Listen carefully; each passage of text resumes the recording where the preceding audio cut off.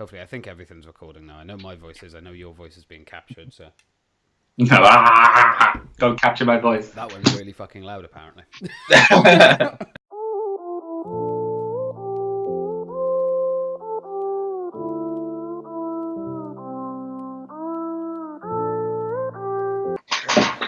How are you, though? How's things? Yeah, I'm alright. Saw my granddad today. It's nice to see him. Give him a little cheeky hug. But you are allowed to now, I suppose. Yeah. And yeah, then got back and took Doug's out, and then just got back about 3, and then just been sitting here writing some stuff down for this. Oh, fair dues. Yeah. That's good, man. Yeah. How's your day been? It's not been bad, you know. It's been pretty good. I actually managed to get. I thought when I came over here, I was like, my sleeping pattern's fucked when I come over here. Like I thought I was going to be up all night. It was going to be a pain in the ass, but actually it wasn't too bad. I actually had pretty good amount of sleep. Excellent. I feel refreshed. And then Vic was kind enough to pick some stuff up from the shop and drop it off to me. I was like, oh. Nice. It's also Marx's stuff. So. Jesus. So, yeah. Got to get them healthy snacks, right? Oh, I know. I've been eating so healthy now, and then today I'm just like, nah, I'm gonna have Monster, I'm gonna have sweets. I'm gonna fuck it all up. All the progress I've made. Unleash the beast.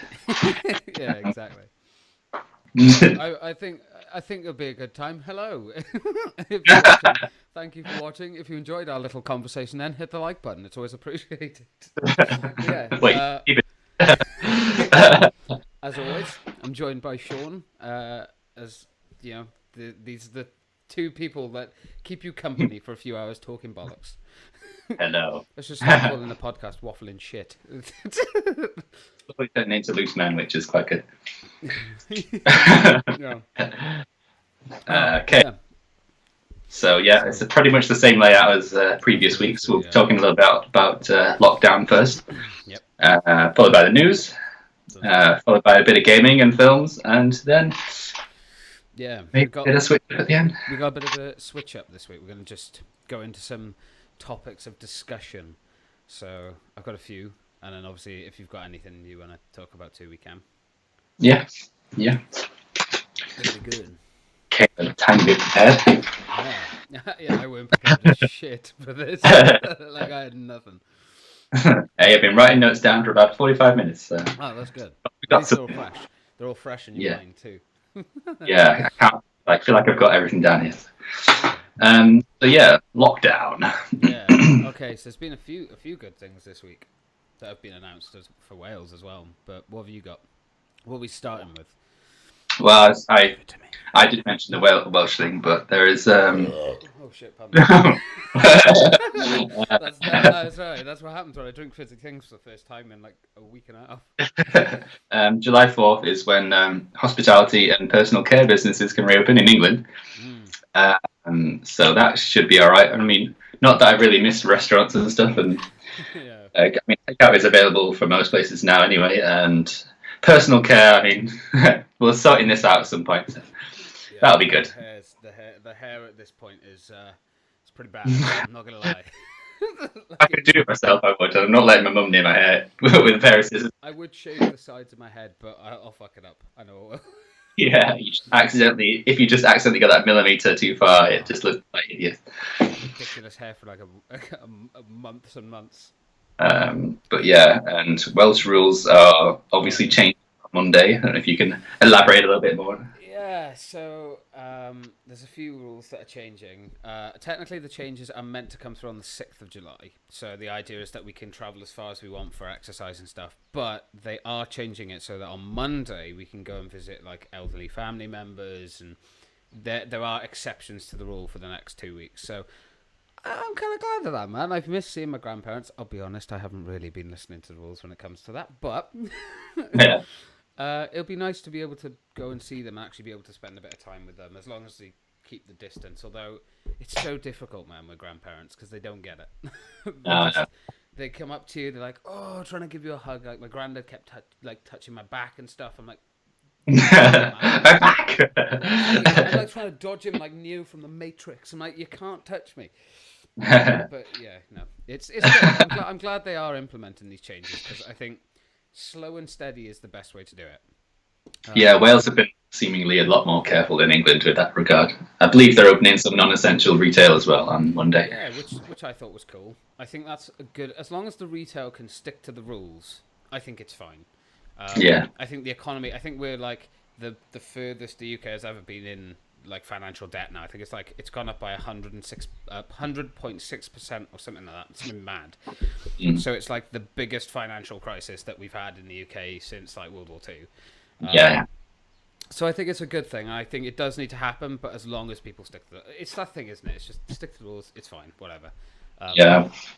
I mean, well, now that we've had a few weeks in England of it being like that, then I've been out today, and it just seems like it's back to normal now. To be quite honest, Yeah. people don't really seem to be that bothered. It's I've said it before, the British thing of people going, "Oh, it's great for a few weeks," and then all of a sudden it gets boring now. So people are kind of just getting fed up and frustrated. And Yeah. I mean, there is still a social distancing rule in place, but obviously that might be reducing at some point next week for England. But we'll see.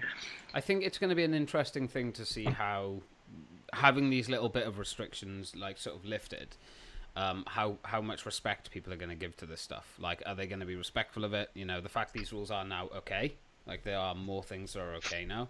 Are they going to stick to that, or are they going to kind of just take advantage of that and try and get away with things and whatnot? I think that's the scary bit of it. I think the people who are in charge and the people who make the rules, they know that what the public is like. They know that if they set the bar here, the public will go here. Yeah. And so I think they're aware that that might happen. So, I mean, who knows? Maybe they've got it all planned out. Right. Overall, I would say, though, I think it is a good thing that they've done this. Yeah. I think it's going to definitely help the economy a lot. I think people are going to end up wanting to go out and spend money. I think the only thing people are going to complain about is like, oh, well, if you're opening shops and stuff, why can't pubs and things be open but have like the distance rule and stuff? It's like, well, a shop and a pub, completely different. Yeah. A pub is a place where you go to socialise. Yeah. You're not exactly going to keep distance in there. No. And as much as they might try with barriers and all these kind of things, if you get drunk, I mean, there's like a thing I read that they're going to limit the amount of drinks that you can have to like 3 or something, so that you don't get drunk, that you don't break the rules. I don't know. But yeah, can you imagine the locals around you at the pub socially distancing? No. I mean, No, same around here. You've been to Wales. You've been around the people when they're drunk in that. Rough as a dog's ass. It doesn't work. Like, you walk into Witherspoons, a randomer will hug you and say, "You're such a great lad," and then walk off. I don't know why they're Irish or slightly. Like, I don't know, but yeah, I mean, yeah, no, I think I do kind of think they're jumping the gun on some things. I'm kind of glad they're not opening up like tattoo parlors and hairdressers and stuff. It's at least they kind of understand that's not a thing. But I believe there are some hairdressers, like in England. I think they're opening up a few hairdressers. Correct me if I'm wrong. But I think Wales is still quite. I think that's on July the 4th. Yeah. I'm not sure. Well, I mean, some hairdressers are open, but not legally. So yeah. But then, if they can afford to pay the fine of it, what have they got instead of? Obviously, there'll be a booming business because there's a demand for it. So exactly. Yeah. I mean, I've got friends who've had their haircut. I was like, "Where the hell did you get your haircut?" And they were like, "Oh yeah, I just went into my usual, but round the back." Okay, bit dodgy. I went round the back. I went round the back and got a shave. Oh, that's awesome. You want to say, where did you get your haircut? Oh, I went around the back of my regulars. Or around the back of my local. My local hairdresser wanted me to go around the back. The hair is still being cut. Yeah. No, I mean, I get it because obviously there are businesses like hairdressers, like tattooists, and including retailers and stuff like Game or anything like that. It's nuts because like it is a difficult situation. Like they need to open up because they need to be able to pay the bills. These companies need to make money. But like I think my cousin today got an email about how the Costa he works at, which is in MacArthur Glen, is actually going to be reopening on the 6th because it's a non-essential retailer essentially. Costa, even though there's loads of Costas open and whatever, but I think it's like they started the big stuff in England, like this kind of like opening of like Costas and shops, and then they're bringing it to Wales. And I think the one in Bridgend Town Centre as well, the Costa down there, is going to be reopening as well. So if stuff like that's opening, I don't know what your kind of take on this is, but I feel like other sort of non-essential retailers, for instance, like the indoor markets and things like that, they're going to be like, well, I know we're indoors, but if they can open, we need to reopen because we're missing out on business and money now. Yeah, well, they've been slowly reopening things for like every month now, so I suppose it could get to August time. I think just everything will be allowed to open as long as they comply with the rules at that time. Yeah. And it's like, will they be able to sit in and have their coffee, or will it just be takeout? Yeah, that's another. I believe it's all takeout at the moment, but Yeah. Well, I think it comes out a tricky thing, doesn't it? Is there a way to get people in there, sitting down 2 meters apart safely, with people there with, but not intruding on other people's space? And when people are coming in, how do people go out, like, safely? Is it going to be monitored? So many questions. yeah, that's what I've seen today. Like people queuing outside all these non-essential shops, and then they stood right by the door. And then as someone comes out, passing them shoulder to shoulder, then they go in like, what is the what's the point? And the thing is, this is a mad story as well, and this kind of links into what we're talking about now, is that young people will understand these rules, but the older generation, and I'm not shitting on the older generation, like they can't help it, a lot of them, but they don't understand these rules and these separation rules and the distance stuff.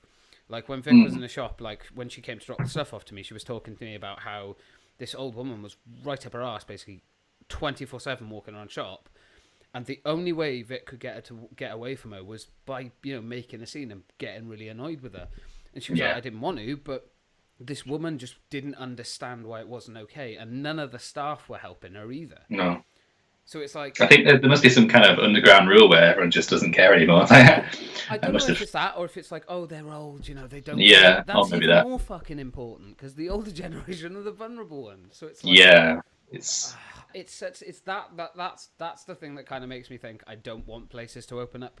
Yeah, so it's even more important for everyone else to kind of stick by the rules to protect and shield them who don't really get it. Exactly. And the thing is, how are we meant to protect them if they're not even listening to the rules? Yeah. No one is helping us to enforce them. Especially people that work in the shops who are just like, it's fine, We're not making money. Yeah, we need people inside. We need to restart the economy.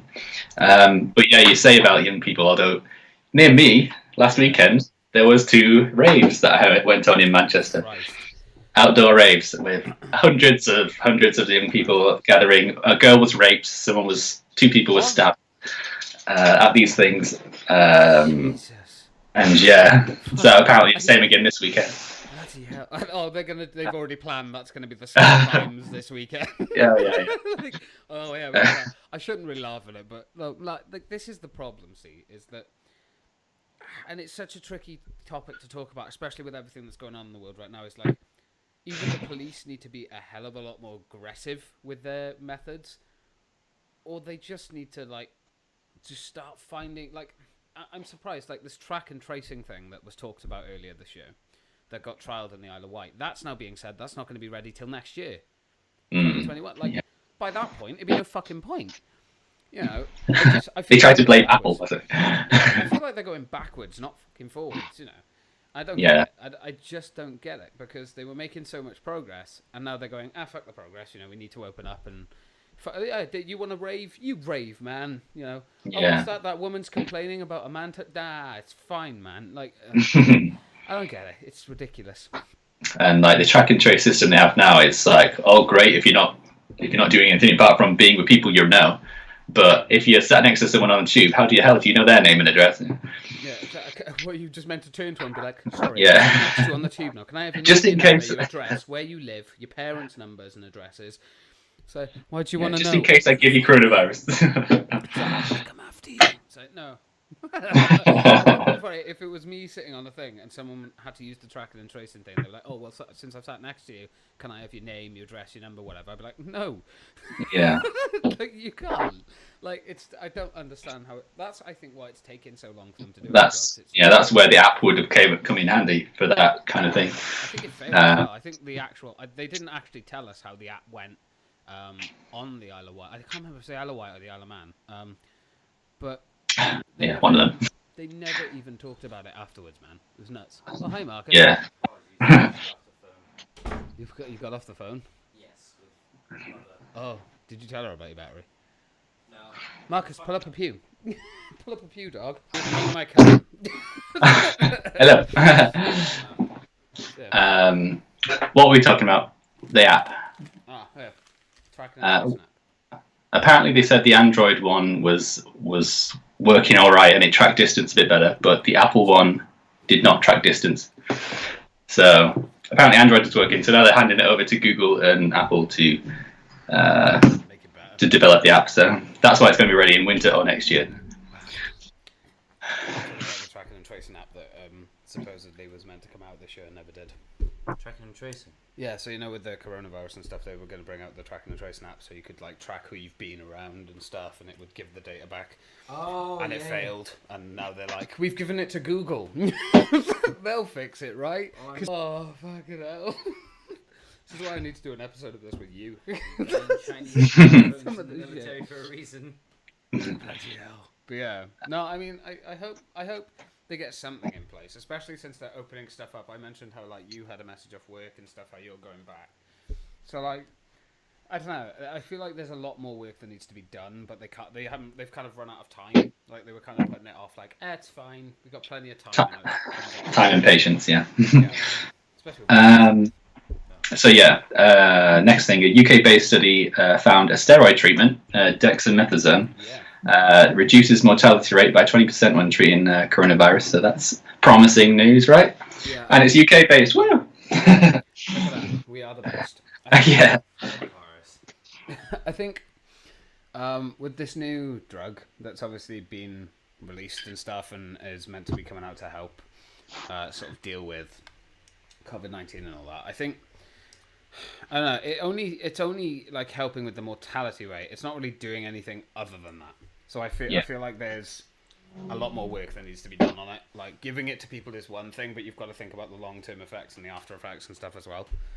But it's apparently only beneficial to people who are in critical care situations. So if you take it as a preventative measure, it doesn't work at all. But yeah. But the fact that it's cheap, widely available, and they can get it easily, and it reduces some deaths. That's what's going to happen on the black market now. It's just, hey, do you want to buy some? Oh yeah, they're trying to. This is the good shit. It'll stop you dying. Well, they've got people buying fake COVID tests. Yeah, literally. Yeah, ridiculous. Yeah. Ridiculous. Why would you? Do that?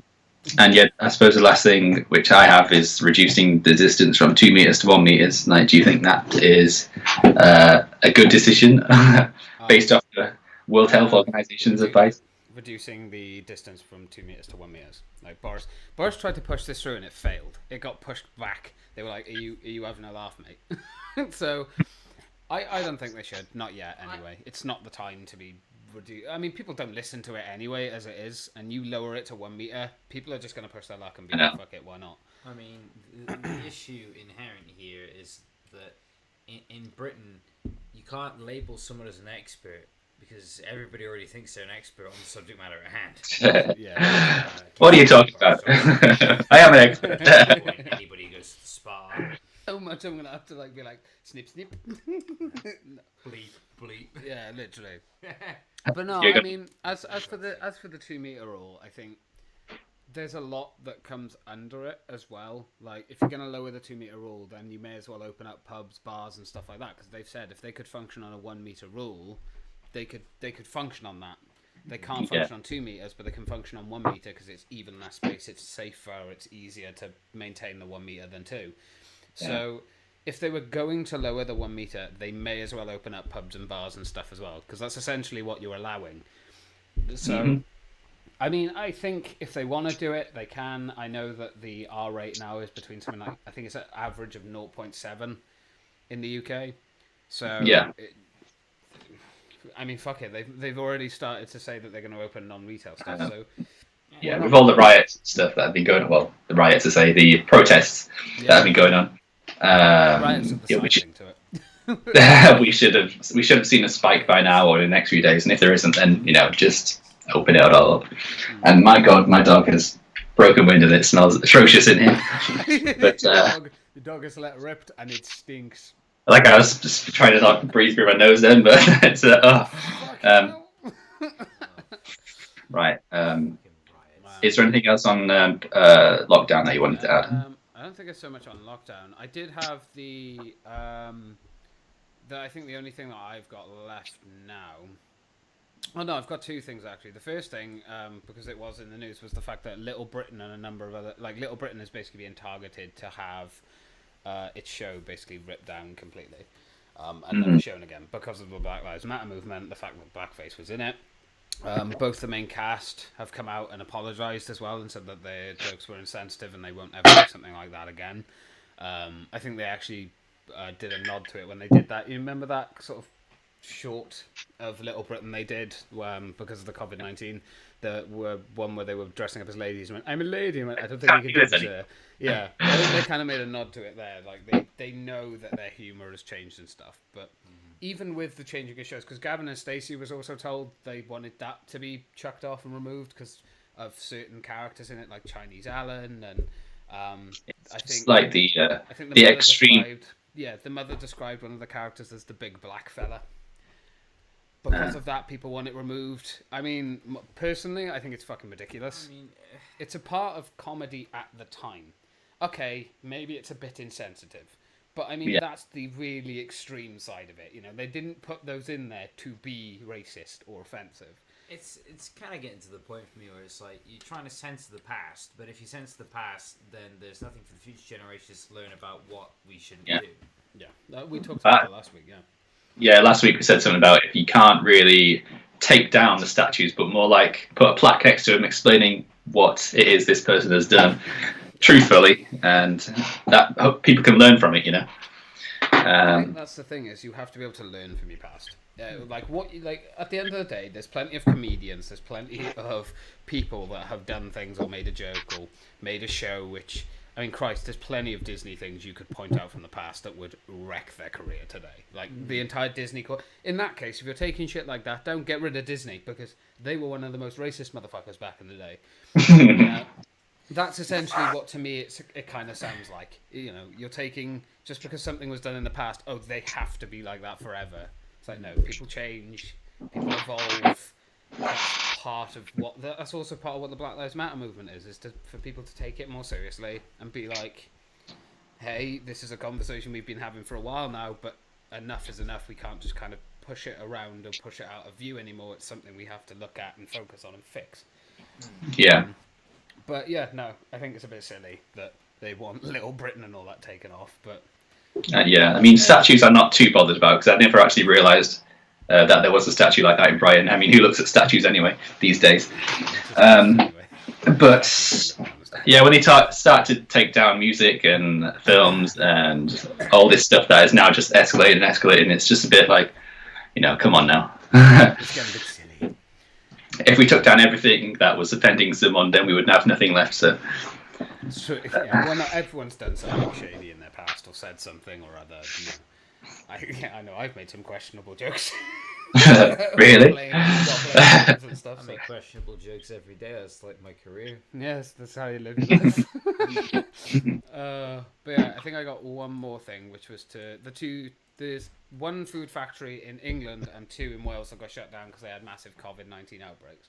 I kind of wanted to get your opinion on that.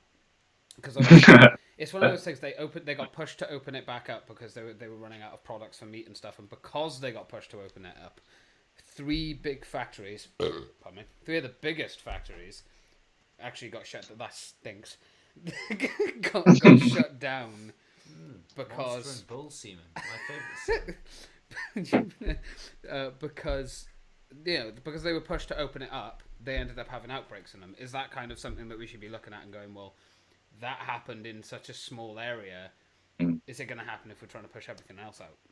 Well, when it comes to the food industry, things got to be extra careful, I suppose. Like, more measures should be taken, because if they're supplying, like, the big supermarket chains with chicken, I think it was a chicken factory or something.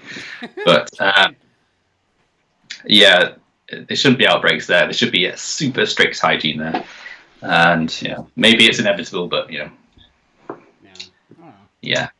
So it's not good, but it's happened now. That's true. It has. So yeah. What's the next topic we're on about? Because I was deliberately God. withholding my comments Right, on okay. riots. I farted. Right, okay. So the next stuff we talk about now normally is games. News. Normal News or news. Or games? normal news. Normal news. Go for it. What we actually got? I haven't got anything for normal news. What have you got? I'm going to be talking about the Hong Kong protests. The Hong Kong protests. Okay. Yeah, so I don't know how Marcus will feel about that one, but we're talking about I it. won't let him talk for this bit. Don't let him talk. Silence him. I don't know about Hong Kong protest. Neither do I, actually. What are these things? yeah. So, are we starting now? Yeah. Go nuts. All right, okay. So, obviously, there's the Hong Kong protests, which have been in the news fairly recently. They've not been in the news as much as the bigger protests that are going on right now. Yeah. But, yeah. They're there. Basically, you don't know what's going on. The Chinese government is basically making Hong Kong citizens feel like second-class citizens. The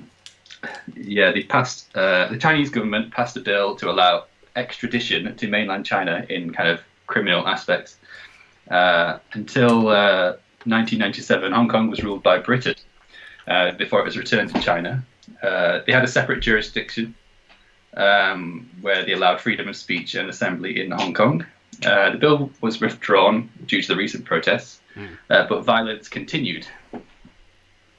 There's been so much violence. 18-year-old was shot in the chest with live bullets by the police.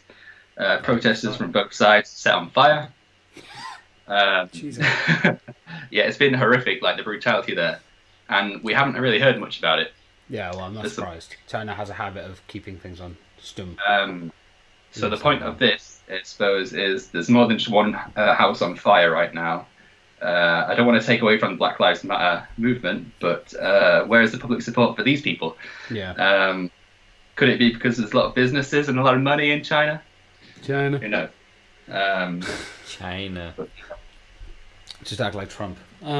Where is the help for the Chinaman? Oh, that's Part Part of the of issue is it's for a lot of people it's difficult to like have the scope to look at this many things all going on at once. Like a lot of people like to just focus on things that they already know and understand. Like a lot of people probably don't really look at Chinese politics, but they see Black Lives Matter and go, "I know what that is. Yeah. Let's talk about this."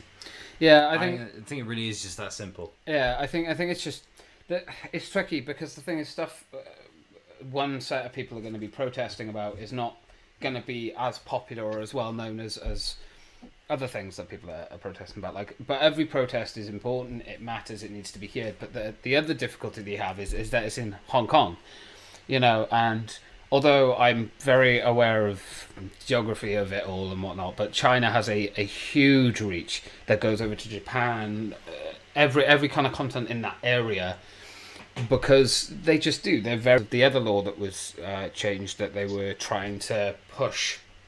I don't know the specifics on it. I can't remember. The one that stops you from buying non-food animals at animal food markets. Yeah, that kind of thing. Yeah. So it was essentially China trying to push their way into, like, I believe it was around Hong Kong and stuff like that again.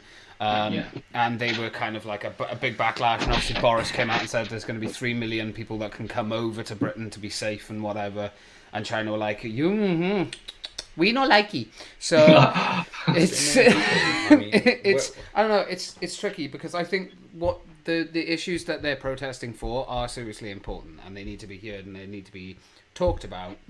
But you can't talk about every single bloody issue going on every day because there's so many. I suppose this was kind of just a little thing to kind of backlash against people who say, "Oh, it's only the black people who are being oppressed right now." Like, it's not. It's not to take away from obviously the movement, which is very important. We know about that.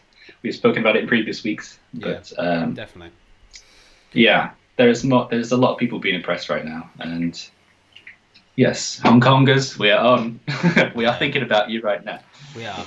It's still there, but I think the problem for me is obviously I didn't know about the Hong Kong riots and stuff, and that's just simply because everything is pointing towards like Black Lives Matter right now, and obviously the coronavirus is still a thing going on, and people are sort of, I think, slowly forgetting about that. But yeah, no, I mean, it's interesting what the news picks up, what kind of makes the most money. Yeah, it's going to get them the most clicks. I would like said to this. weigh in here on the subject of the Black Lives Matter protest, because Okay, go on. there's something that's just kind of vexed me about it, right? In London, they're defacing the cenotaph, right? Well, yeah. I'm just wondering why, because I understand World War II happened in an era where black people weren't treated equally. Yeah. However, the monument is for people who fought and died alongside black people whose sacrifice was just as meaningful, regardless of race, and it was to topple a fascist regime. And I think it's just a bit unfair to deface, something that's just such a powerful symbol of justice. Yeah, I guess we have to remember that it's just the extremists of both sides that are kind of defacing the statues, I suppose. Well, I mean, there's outlash against the colonists and the slave traders, but I suppose that's understandable.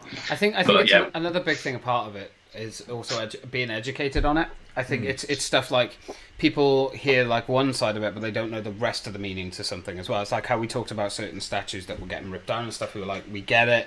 These people also did have another side to them that was racist or was, not an equalist kind of person. But you can't just. It comes back to, I think, you can't just take away the history because you don't like it. Yeah. It's still there. It's still a part of it, and it's still a part of the conversation. Yes, that statue probably does have some, sort of racist or racism meaning connected to it, but the main vocal point of that statue is to, as you said, it was a big part in history, and it's to massive part. Yeah, it's to give back to these people that risk their lives to basically give what we have today, essentially, and a load of other things as well. The conversation we could have, just let alone about the statues that are being taken down and shit, could go on for hours. There's so much to it, and I think it's just a shame that people aren't educating themselves properly on stuff. They're just kind of going, get rid of it because there's something I don't like linked to it.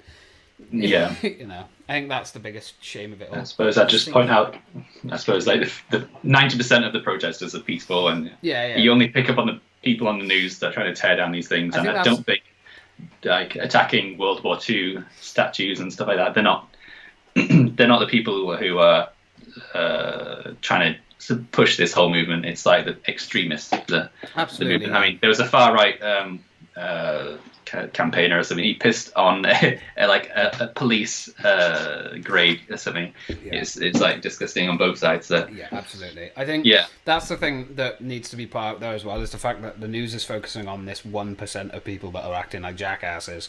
There's 99% of people that are protesting to get a better world, genuine change. Yeah, and are doing it in a peaceful, protesting way.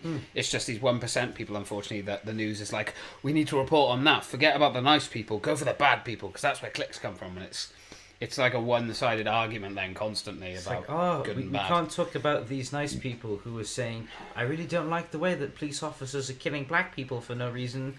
Can't talk about that. No, we've got to talk about the people who burn down Walmart because we're edgy. Yeah, exactly. It's like taken away from the actual conversation that should be going on. I just think it's kind of shit that, like, humans have come so far as a species, yet we still just can't view each other as equals. Yeah, it's like, ridiculous. imagine, like, if we could all view each other as just an equal, instead of disputing over like location, religion, race, sexuality, we could achieve genuinely so much as a species. It's such a shame that the world is still so one viewed instead of limited. Yeah, exactly. I mean, don't get me wrong, the world has changed dramatically. Like the actors that we have now today, some of the biggest actors are ethnic minorities. You've got Morgan Freeman, Samuel L. Jackson.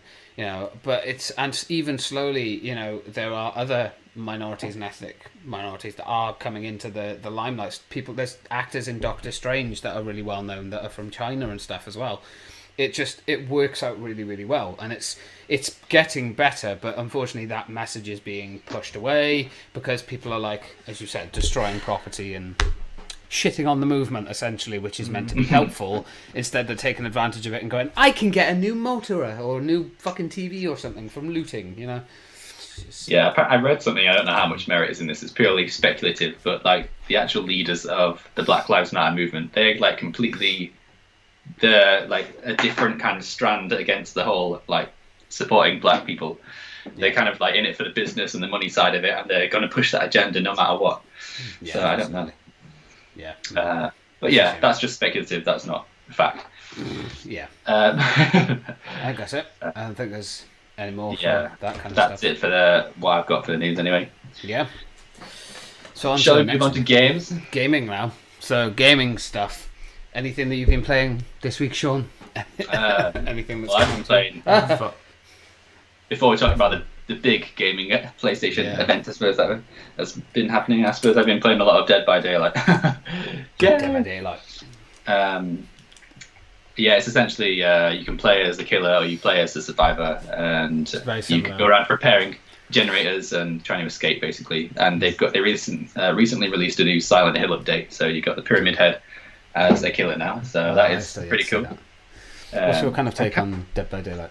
Oh, dude, I picked it up like ages ago for Christmas sale. And then after I bought it, I realized, hang on a minute, I know no one who plays this. Yeah, I'd like to play it, but it's so much better with friends. So I'd like to play it with my friends rather than just random people who are screaming like Suka play. Oh, God. It's like CS:GO. You may have noticed. You will hear a lot of meme references from this man. Yes, I think I've watched some of his videos. Yeah, exactly. Check out his channel below. But yeah, no, I played a bit of Dead by Daylight. I played a bit of it. I think probably not last year, but the year before that, in 2018, I played a bit. It is a good one of those game. games It's fun to play people... with friends, but I think if I wasn't playing it with mates, I probably wouldn't even last a full game. I think the entertainment comes from playing it with mates and things like that. I think it's definitely a more a friends kind of group night in. For me, it's kind of like, I know it came before Friday the 13th, like the game, but for me it had very much the same appeal because I played Friday the 13th the game first, and that was when I was still on Xbox and I had we could get a full lobby on that, and that was fun. Yeah, that game, that is a game. So gutted that game got I have so many videos of that on the channel. Friday the 13th is everywhere. It's a funny game. It is a great game with mates and stuff. I definitely want to play it a bit more with you and Robin as well, because I know there's like a few. I know they've got a Saw character on there. They got like Pigface and stuff, and they got Ghostface as well. Ghostface. It's really cool. So I definitely want to play a bit more of it. Yeah, surprised they got the licensing for all of that stuff. Like they've got Ash from Evil Dead and Ghostface, everything. Yeah. That Friday the 13th and Dead by Daylight kind of a genre of their own. It's like fun games to play, party games almost. Party games, yeah. Great. Oh no, there you go. Lockdown games, because you can play them online and you don't have to be in the same room as each other. There you go. Can wear Speedos. Yeah, you can pretend to be Chad from Friday the 13th and just sit in Speedos and play them. Even better. This is so immersive. D&D Friday the 13th. Yeah. So what have you been playing apart from the big one? Well, we'll talk about the big one in the end. But I've been playing Assassin's Creed Unity. I've been starting to play through that, and I'm still a bit mixed on it, to be honest. There's some really good stuff about it. I definitely the fighting to it took me a little bit of a while to get used to, because it is a different mechanical system, and it's less forgiving, less forgiving. I can see why they went back to their old one in Syndicate. No more counting spam. No more counting spam. You literally can't in that game. You have to be so like timed and precise. And I hated it at first, but I've actually come to love it. It's a nice change. The game itself, though, is optimized awfully, runs like ass. The servers are all shut down, so I can't do any of the online stuff, which I get. Like, I completely understand. I do like the customization for your character. The fact that you get new gear and you can upgrade it and stuff. That really shows. I'll be honest, I think Unity was the one that really pushed them to try and make like Origins and Odyssey, I feel, because there's a lot of different things they did in... I know in Assassin's Creed Syndicate, I believe there's like an upgrade tree, and there's a lot of stuff in that as well, but this is where they started to really push the boundaries with Assassin's Creed and make it a better, more broad game. So I think it's a good game. I think people gave it a lot of shit when it came out, definitely. But I think you can only judge a game so far on like glitches and bugs and how broken it is. I mean, I think that's purely because like Assassin's Creed up until that point was purely single player. And then well, sort of. I mean, Brotherhood had kind of like Yeah, they dabbled in the multiplayer bit. Yeah, and It's a then bit every weird. Assassin's Creed had like sort of a multiplayer aspect to it. It just wasn't very good. But ACU was like the first one to kind of really push that and be like, hey, it's an integral part now. You can have like social clubs. You can have other friends come and join you, and you can go around like a team in the club. And Stab people in the back together. yeah, hey man, it's cool. And I think it's a real big shame that I didn't play it soon enough to kind of experience the full scope of the game. But I think it's really good for what it is. I know it was your favorite. Or one of your favourite games because It was probably one of my favourite Assassin's Creed games because it's like the first one I got on the next gen consoles, and I got it after the patch had been released to sort some of the bugs out, so I didn't really pick up on too much of the technical side of it, but I really liked the setting and the story was probably one of the better ones because I'm kind of a fan of like quality over quantity. Yeah, definitely. Because the Origins and Odyssey, they're kind of like so big that there's all these fetch quests and all this stuff. And I quite like a concise cinematic story, which is the Unity was probably the last one to actually do that, apart from Syndicate. But so yeah, I liked it. Yeah, it's definitely an interesting one. Different side quests and stuff to do as well. Different areas with different levels of gear and things. It was definitely, and it was a lot in a small area as well, which I like. It's not like travel like for 2 hours in one direction just to give someone a toxic flower that you had to pick off a dead man's ass. Like it's actually You describe Fallout 76? yeah, exactly. You have to. Everything you do in the game, like side quest stuff as well, actually kind of feels impactful, and it has like a mini story to it as well, which makes it better. Rage 2, that was a game I finished this week as well. Pretty good. Played that yet.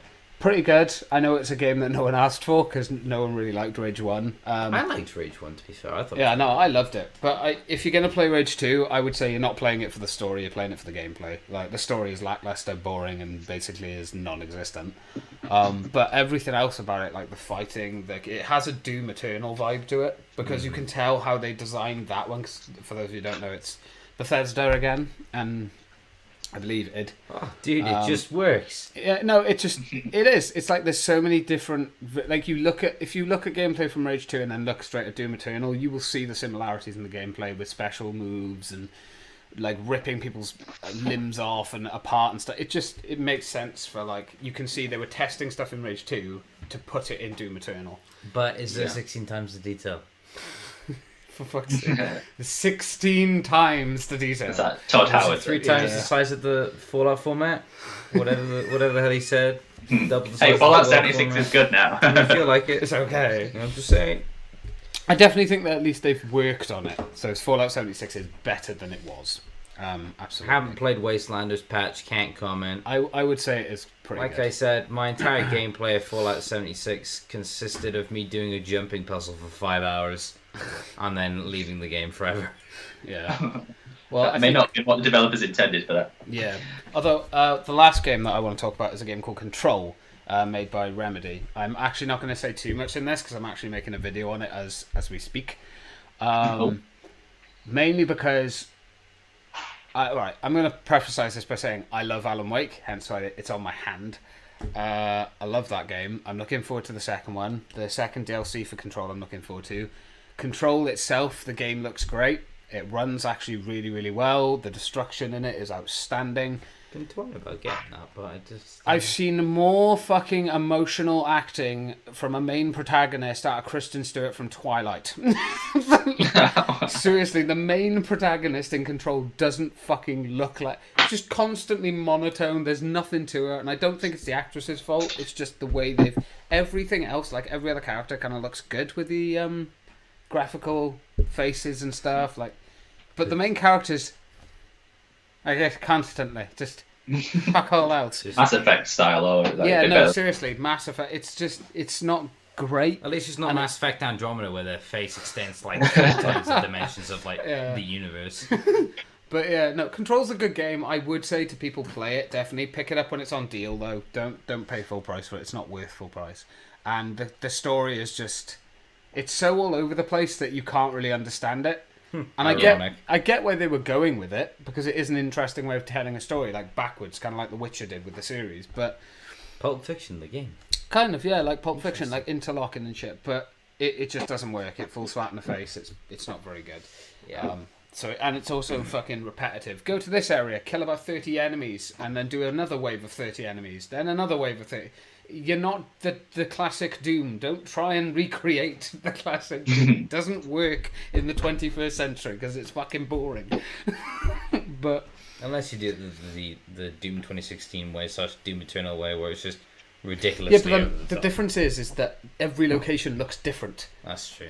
In Control, everything looks the fucking same. And you've got the 5G cell towers that you rip the organs out of. Yeah, well, there's like 4 or 5 different areas in Control, just repeated over and over and over, and it's fucking awful. I was playing through it with my mum, and it's just and there's difficulty spikes that come out of nowhere. There's no difficulty setting. It's just the way they make it harder is by throwing a number of fucking irritating enemies at you. At least they kept the levels under control. But yeah, it's a good game. I'll say that much. It is a good game. It's worth picking up, but just be aware of these issues with the game before you jump into it. If you liked Alan Wake, you'll be able to put up with Control just for the DLC for Alan Wake as well.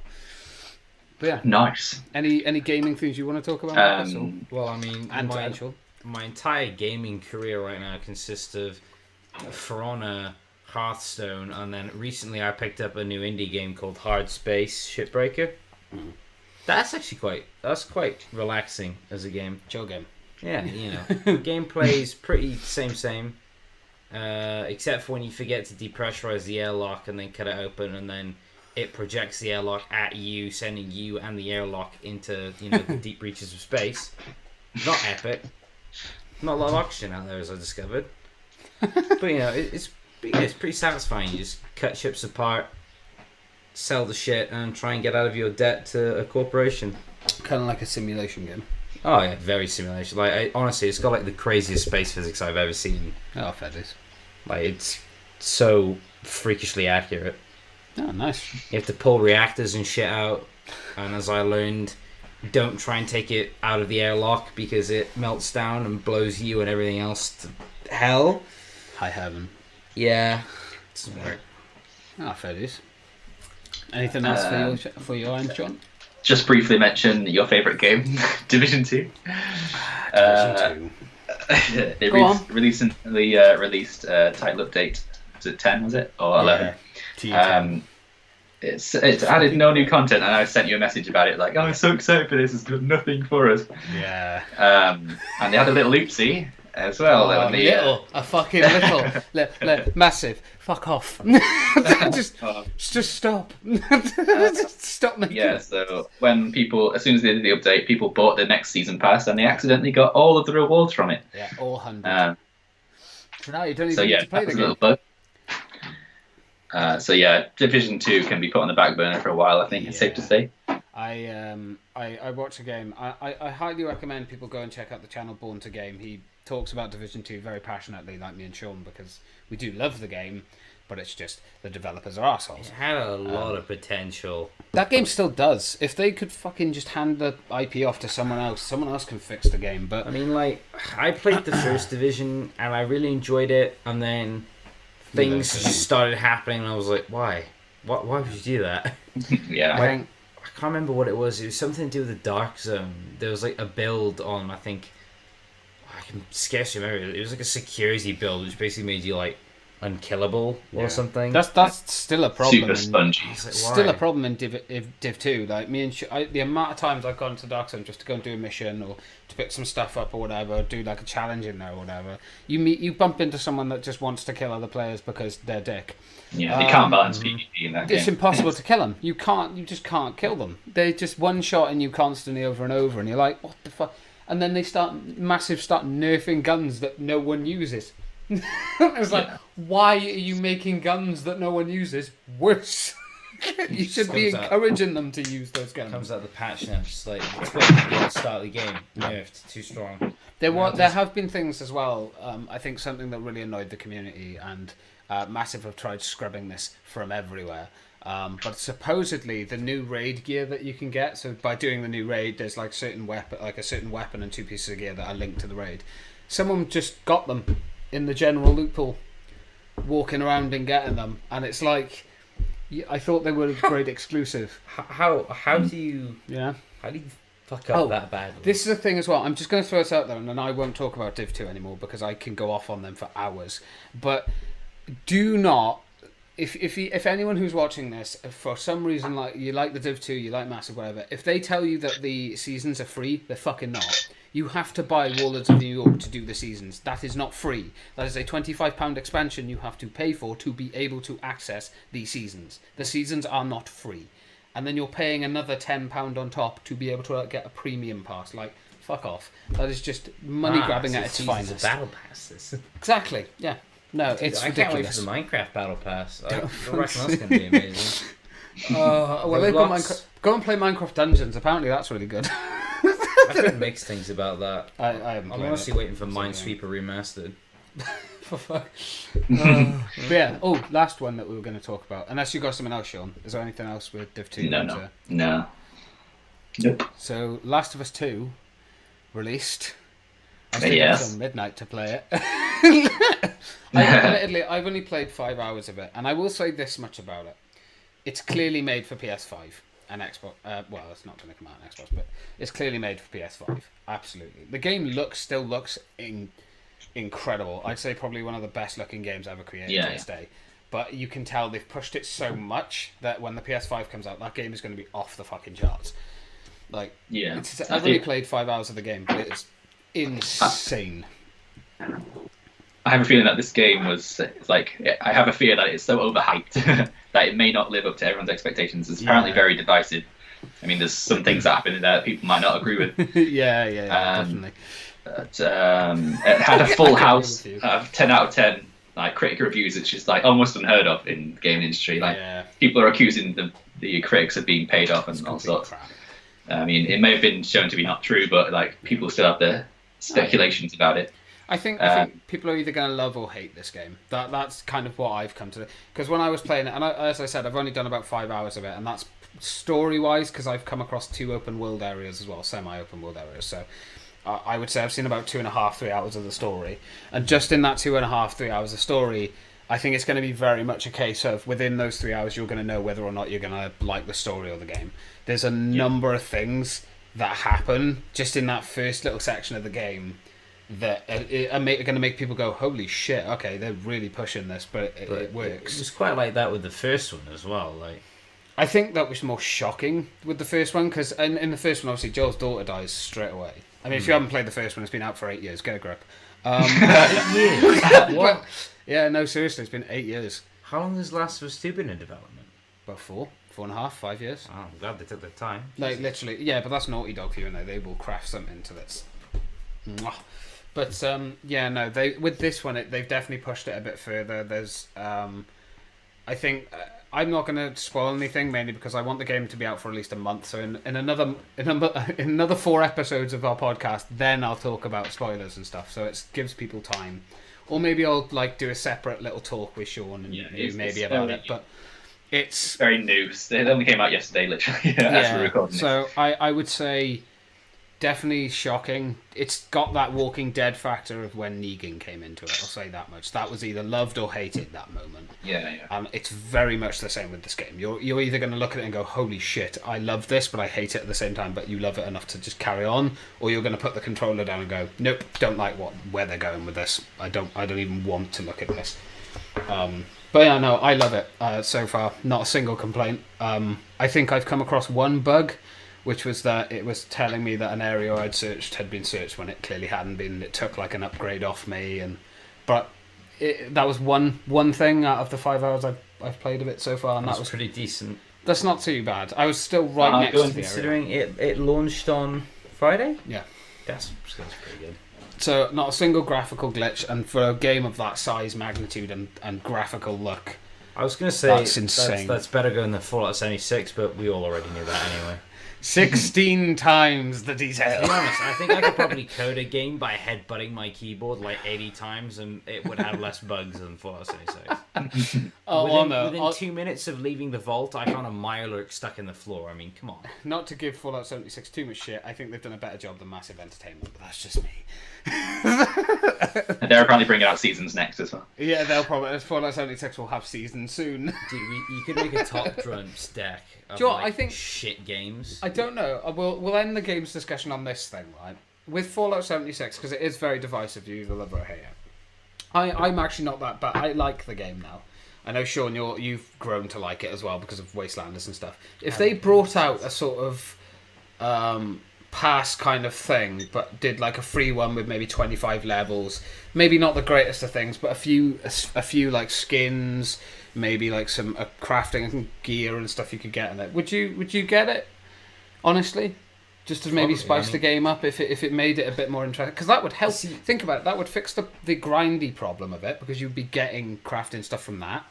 You'd get free skins and stuff then from the store, so that would also fix the shitty microtransaction thing they have, because they're giving you something. A lot of exploits they need to like get rid of. Like, I've seen people like put down their camp and they've got like a tower the size of like Trump Tower. Yeah, the size of something big tower made of crates. Yeah, just to, like, make the settlement bigger. I'm just like, why have you built a giant penis out of crates? You were meant for more than this. Yeah, I know on PC they're having trouble with the people hacking it and taking all your items off you, but that's on PC. But yeah, I think PC is always going to be tricky for Bethesda because it's such a passionate mod. Like, they have the modding stuff anyway, but I think Fallout 76 kind of fucked them with that a bit. You know, PC players love mods, man. I personally can't be asked to install them for Fallout 3 and New Vegas. It takes forever, but I didn't expect there to be any mods for Fallout 76 purely because of the fact that it is online. But I at least expected something that was functional. Well, Fallout first. they could fix Fallout 76 mod problems by doing one thing: give people private servers without having to pay £100 a year. And they're not even private servers because they're still being fucking used. Yeah, because then you could have a private server with your mates to play mods or whatever, like, or have modded servers. I mean, you could honestly just go peer to peer at that point and have like people being able to make like their own little servers with their friends. Peer-to-peer connection. Mad. Yeah. I mean, it's just saying, uttering the words peer to peer gives me PTSD. This reminds me of when For Honor didn't have dedicated servers, and you'd be playing, and you'd be beating the shit out of someone, and they'd be like, I don't like getting killed, and then they'd leave, and then the entire server would crash. He's like, great. Yeah. Thanks. That's what Thanks, Friday the 13th used to have. I mean, Friday the 13th used to have people leaving games all the time. Anyway, let's move on to films and TV. There was one last thing, because I don't really have that many films to talk about, but PS5 price. What do we think about that?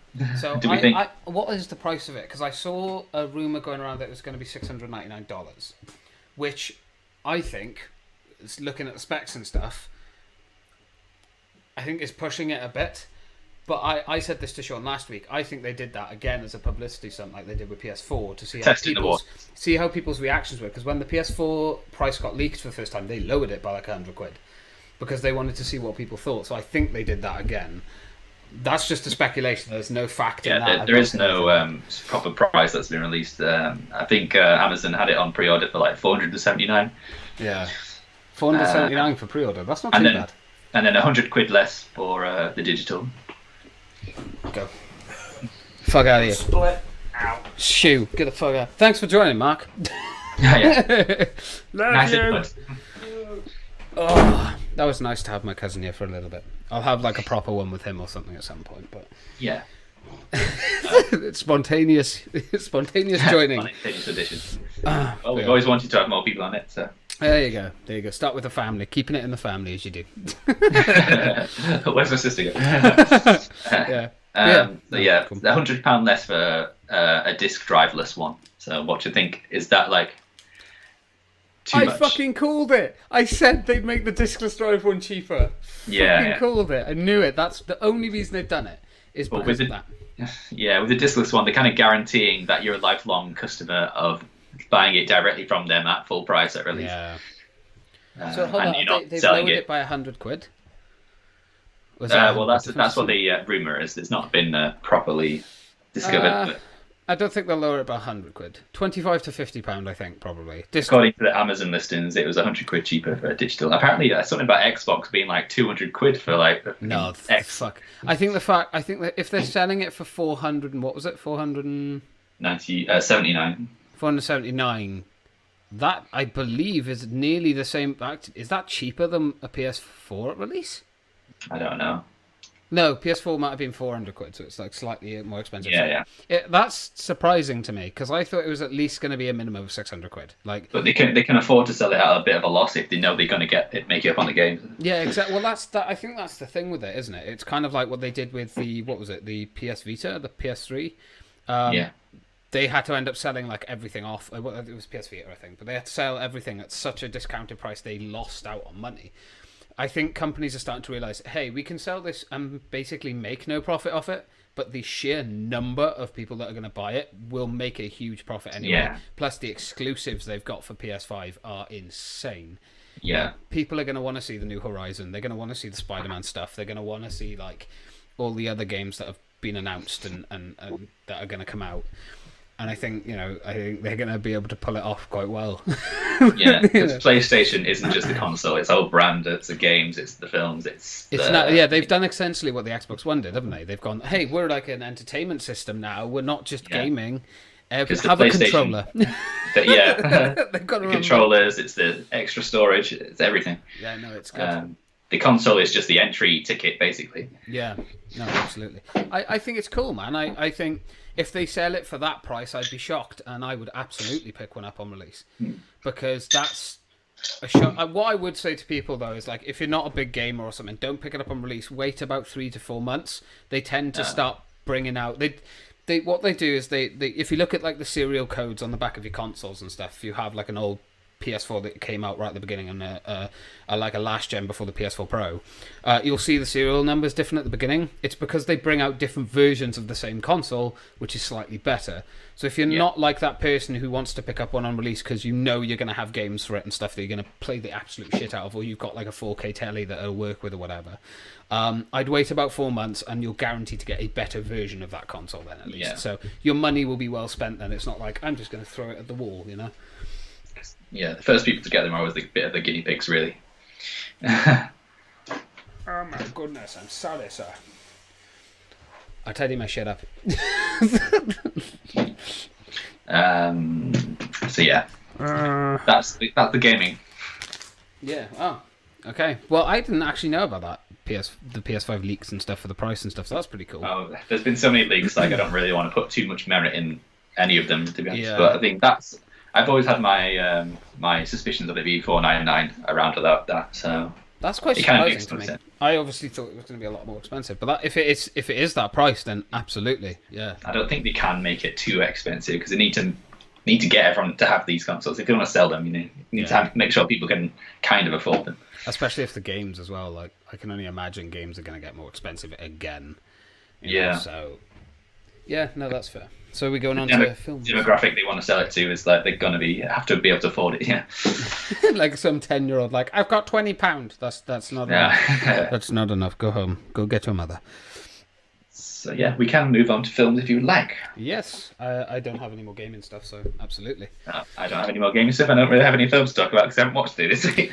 Yeah, I'll be honest. I haven't really watched anything either. But I'll say this much: I did watch the Rambo: Last Blood finally, the final Rambo film that's going to be released.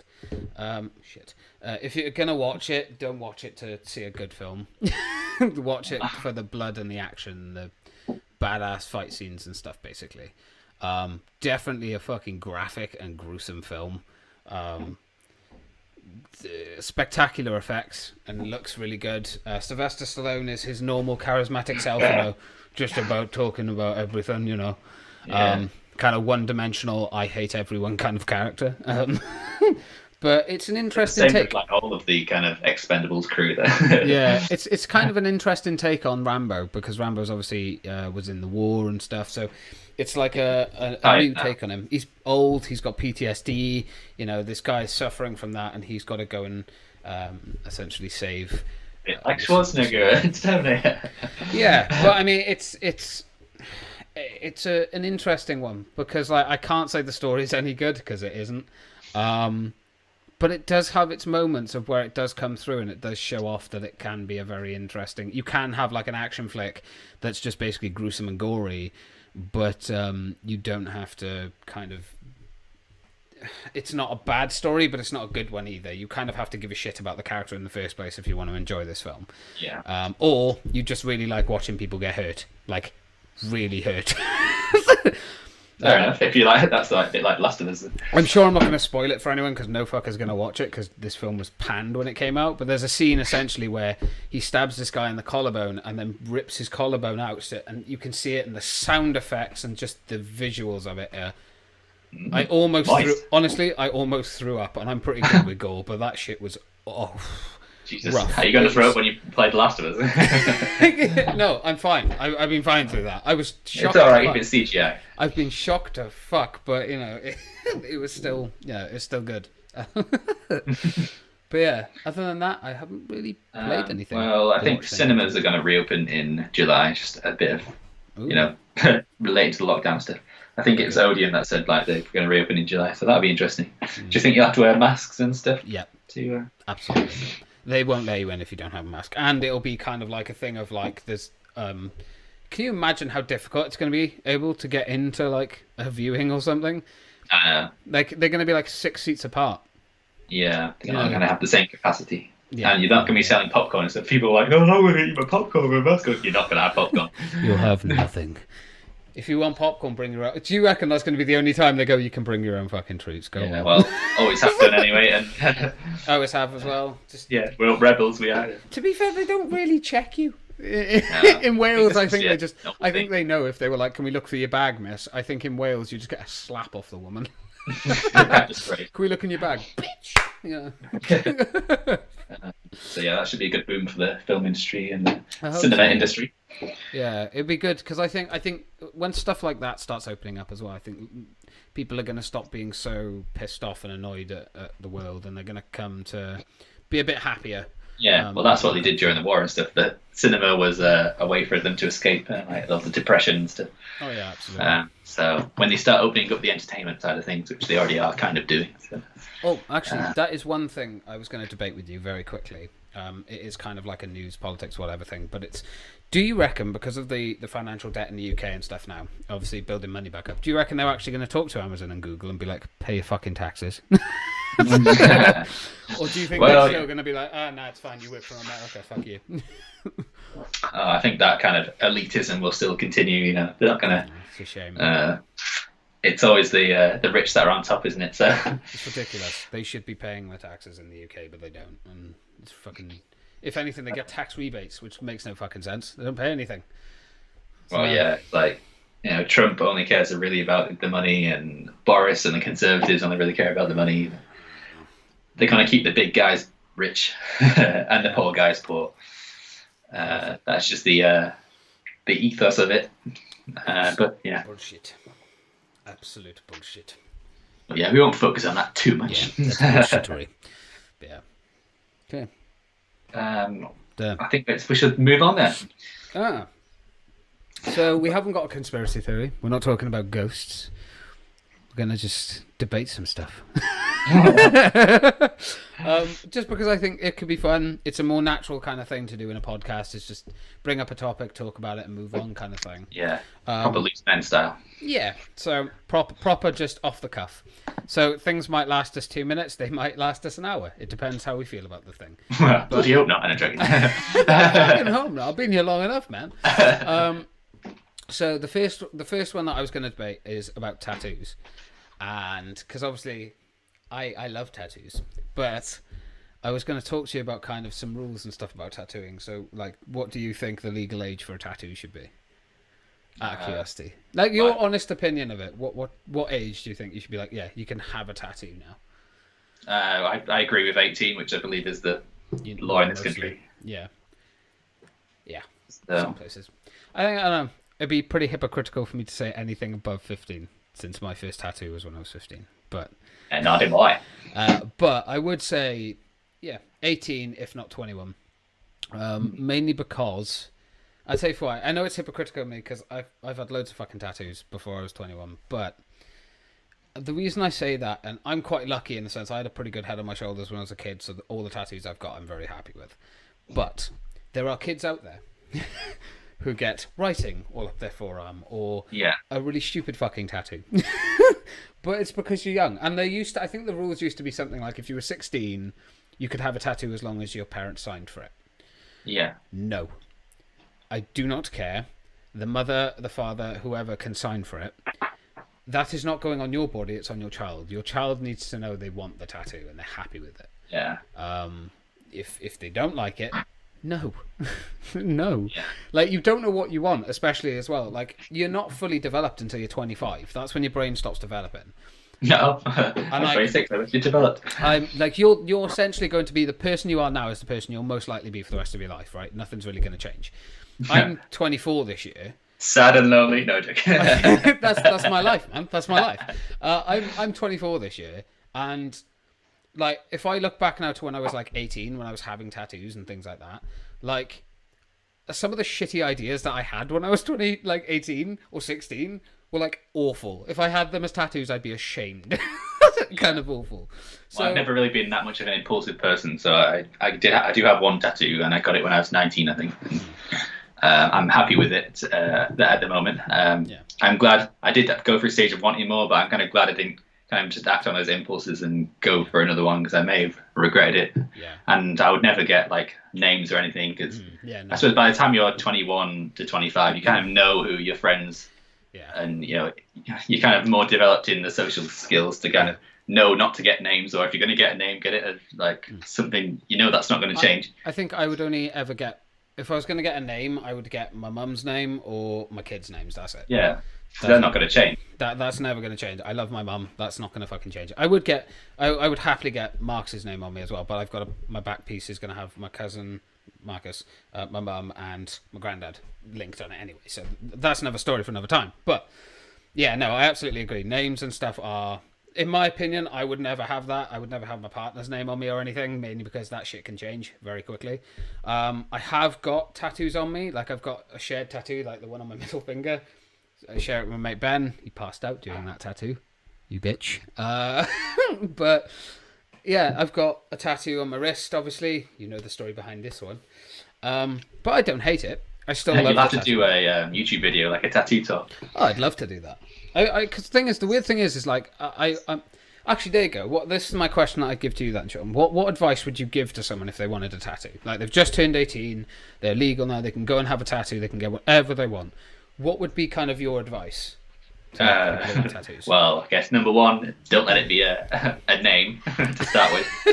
Don't have a name on you. Just don't do it. Just don't go too mad with it. As something small to start with, I suppose, discreet. Yeah. You need to get used to. You may not like the pain. You may not like the experience of it. Yeah, something small and kind of harmless, I don't think is a problem. But if you're gonna go for a massive chest piece or something, try and really think about it. Yeah. No, yeah, I think that's. Did you really want this? Yeah, no. Or is it just because of the trend? I think for me, I would never have something on my body if it didn't mean something to me. And I knew it would always mean something. So regardless of what happens in my life, I know that's a special moment that I'll remember. I was quite lucky. My first tattoo was this one. So it was quite a generic cross. So it wasn't anything. Oh, I didn't realise you were a Christian. There you go. It's a Celtic cross, all right? Yeah, okay. No, yeah, I think, yeah, no, I agree with you. I think don't get a name on you for your first one. Don't get a big thing. Maybe get something. And oh god, please, for the love of fuck, if you're gonna get a tattoo, do not have it on just an open. Oh fuck, I just hit my. That's gonna sound like awful later when I'm fucking editing to dunk. Don't get like something like in the middle of your arm or just in the middle of like a part of your body that's gonna mess up if you want to fill it up later. Because try and choose a place on your body which isn't the most painful. Like I would say top of your arm. If you're gonna get a tattoo for the first time, top of your arm, maybe the top part of your shoulder on your back. Yeah, those two prominent places, or on your leg or something, because at least that way it's not gonna. It's just you that sees it. Did you tell your mum or anything about getting your tattoo before you got it? I asked her, when I was 15, I asked my mum permission. She had to sign a document. It was not done. Maybe legally. different in Wales then. I'll be honest, it was not done legally. I had it done in a complete stranger who tattooed me. I didn't know him. I had it done in his house, and he used a kettle. He used a kettle to sterilize the needles.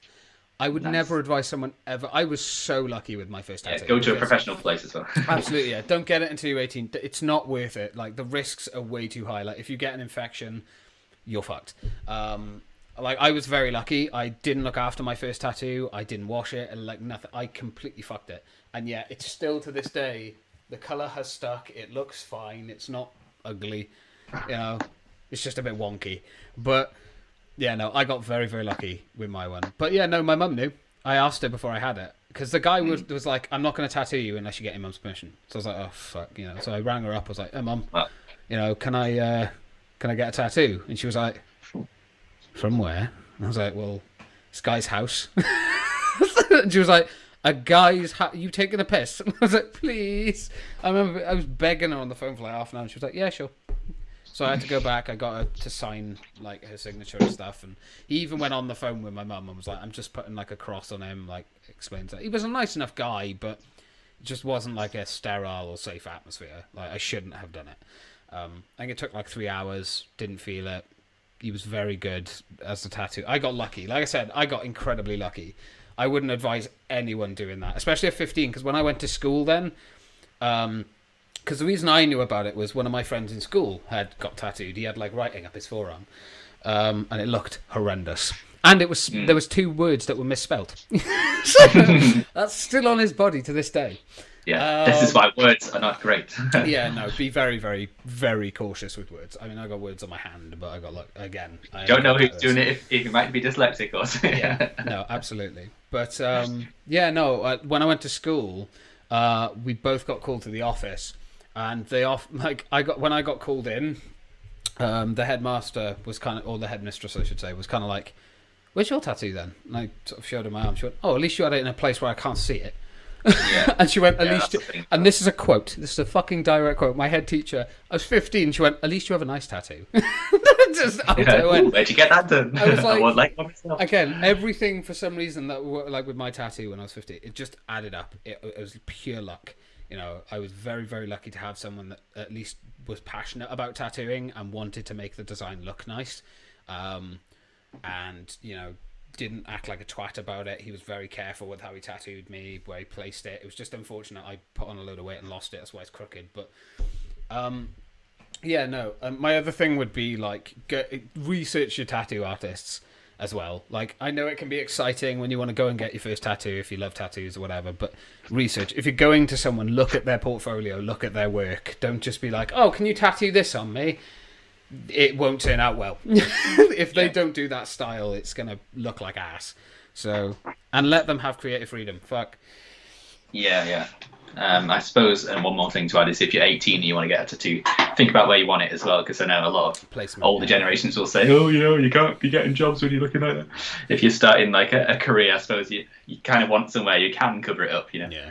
I think because although looks aren't everything when it comes to careers and stuff, like it does make a little bit of a difference to I think first impressions, you know. The weird thing is if you talk to any tattoo artist or anyone who normally has tattoos, they will tell you start from the top and work your way down. Do not start at your hands and work your way up. But I chose tattoos anyway. Like, I knew I wanted to be covered, so I know I'm going to have my neck done. I'm never having my face done. Fuck that. But yeah, no. If you're going to have tattoos in a visible spot, this day and age, it won't really affect you too much getting a job and stuff. But you do have to be careful because it will cut out some certain people will areas. Still be off the opinion that exactly. Tattoos equals bad, you know. Yeah, exactly. And if you're going to get tattoos in visible spots, be prepared for people to ask you about the tattoos. Like, people are going to be like, "Oh, where'd you get that then?" Or "Why have you got that?" Or, you know, it does happen. Like, people think it doesn't, but it happens all the fucking time. That's why if ever I go out on a night out or something, I'm guaranteed to be asked about my fucking tattoos. And you get bored of answering the bloody question. Yeah. But no, I think if you want tattoos, get them. You know, they're fine. I've just got one, and I'm quite happy with that at the moment. I didn't catch the bug to get, my whole body covered. But yeah.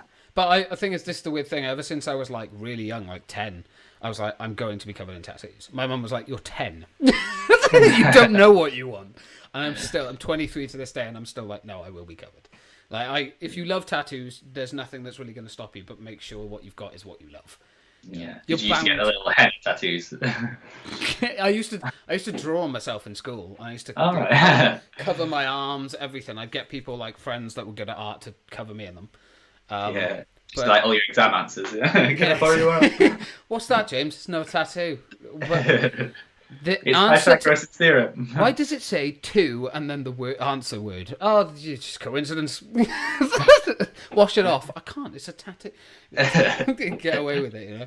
But it doesn't work like that. But yeah, just be careful with the choices and stuff. And another thing as well. Last thing on tattoos, and then we'll move on to something else. I don't want to bore you, but don't expect tattoos not to be cheap, because they're not. Tattoos are expensive. Don't fucking try to haggle with someone. There's a reason they are the price they are.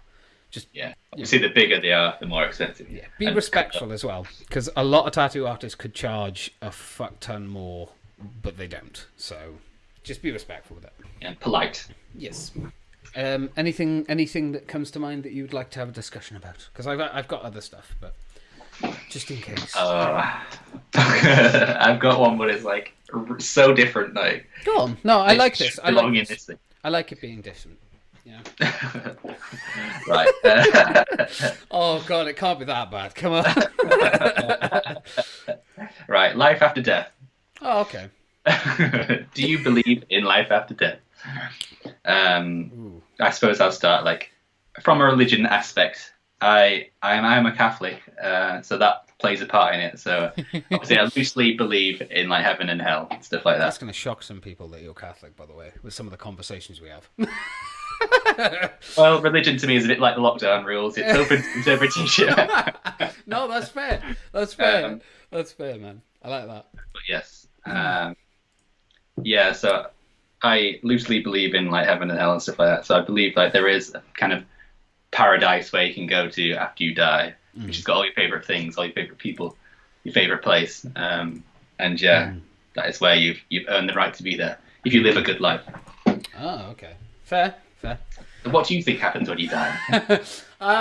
Honestly, I don't. Honestly, my honest answer, I used to believe in heaven and hell up until I was about, I think, 18, 19. I kind of thought there was two areas, and then there was like a purgatory area in the middle.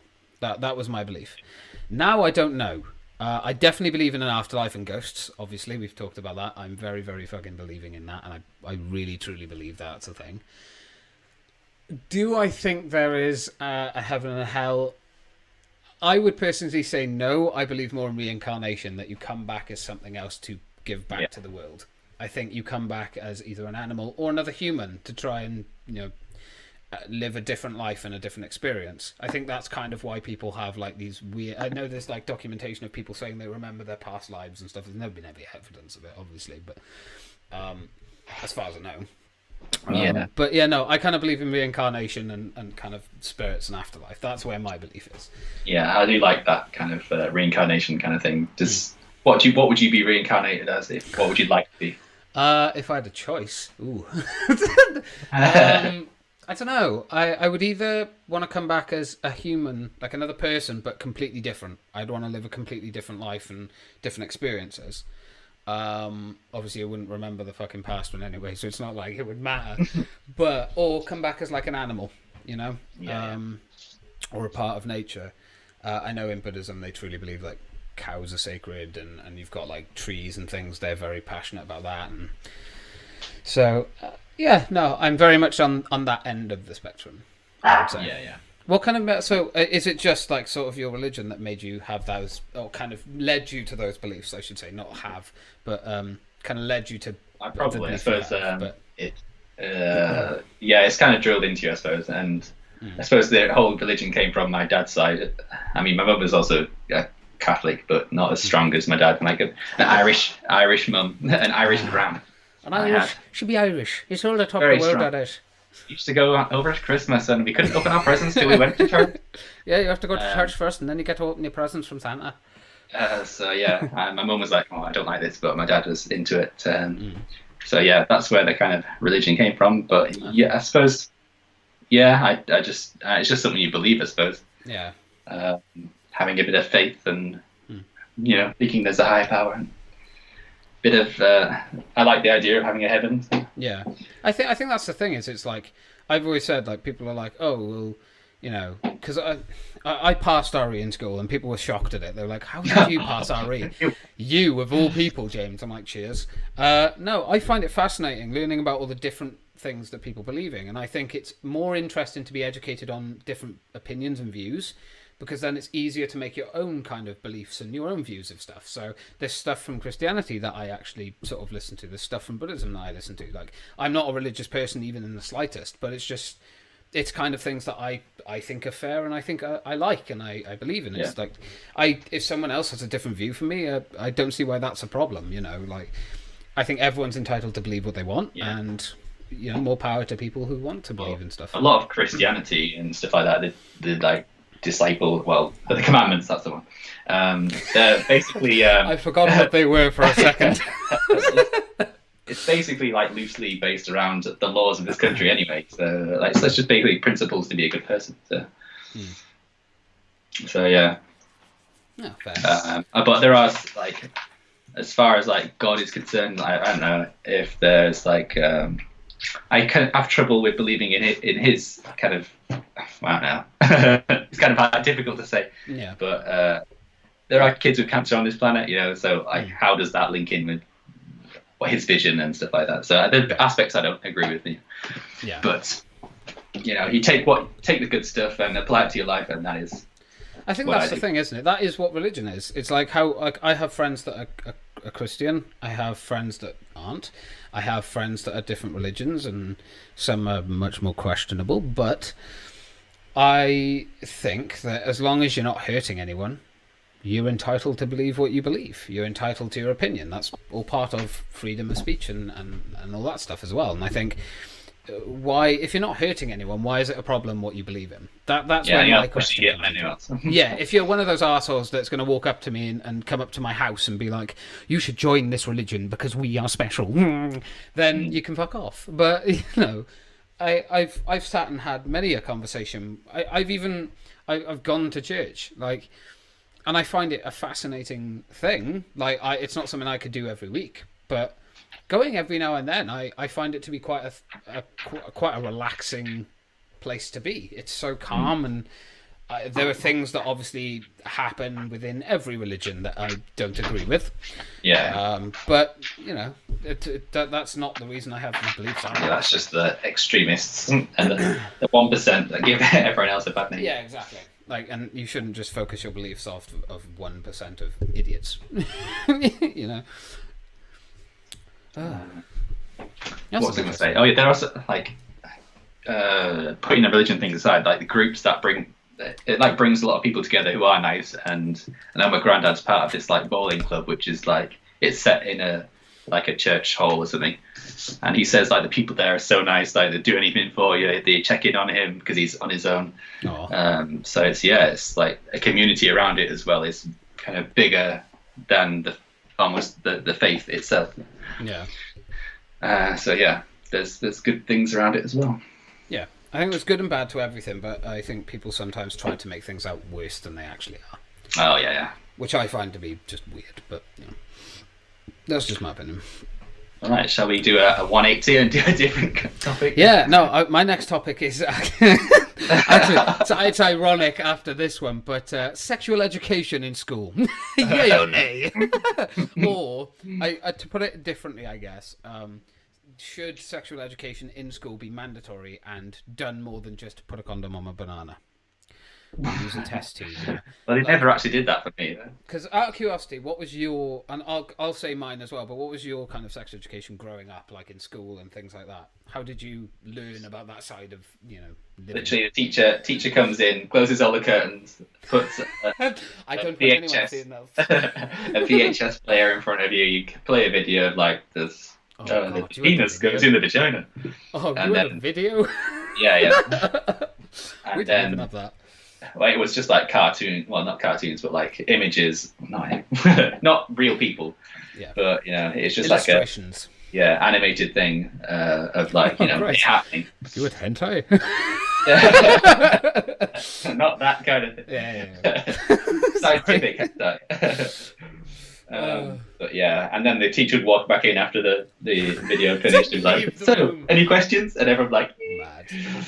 And then that was basically it. I can't really remember much more. Like, want to know what my you learn more from your friends and like from your friends. Have you tried this yet? What's that? Do you want to know what Show me. Do you know what my education was? Porn.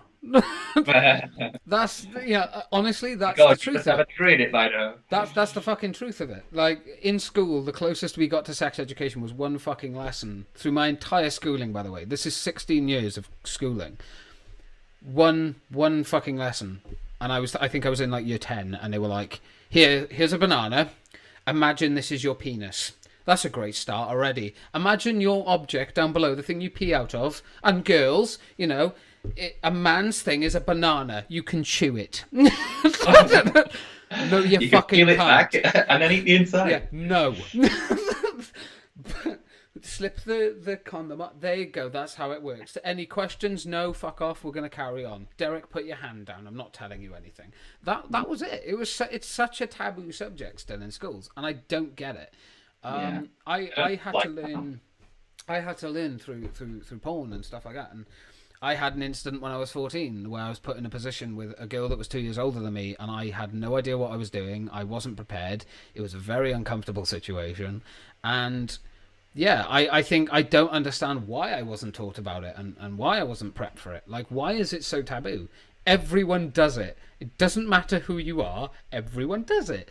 And it's just because you're standing in a front... Like, I think... Do you know what I think it is? And this is just speculation, but I think it's just an adult teaching kids about sex. Being able to talk about it in depth and a lot of detail on how it works and why it happens and foreplay and oral and whatever. I just don't think... I'd like to see these lessons. Yeah, exactly. They don't exist. And the reason they don't is because adults don't know how to talk to kids about it. You tell a kid the penis does this, they start giggling and going, I thought it only peed. Like, I think they need to start teaching it from a younger age then, Absolutely, so it isn't so much taboo. And I mean, is, there are ways to do it, like with kids. Start doing it from a younger... Like, start in year 7, let's say. And let's say in year 7, there's not a dedicated class to it, but you have a couple of lessons in a year where it's like you learn about the anatomy of the body. And then in year 8 and 9, you kind of go over why it happens. And then in year 10, 11, you explain how it happens, the different things that you do with it. I know it's like can be an awkward thing to talk about, like an adult teaching children how to give oral or have sex properly and the different positions. Like, it's not a comfortable topic. We're British. We don't like talking about it. But it's important because there's a reason that so many young people get STIs.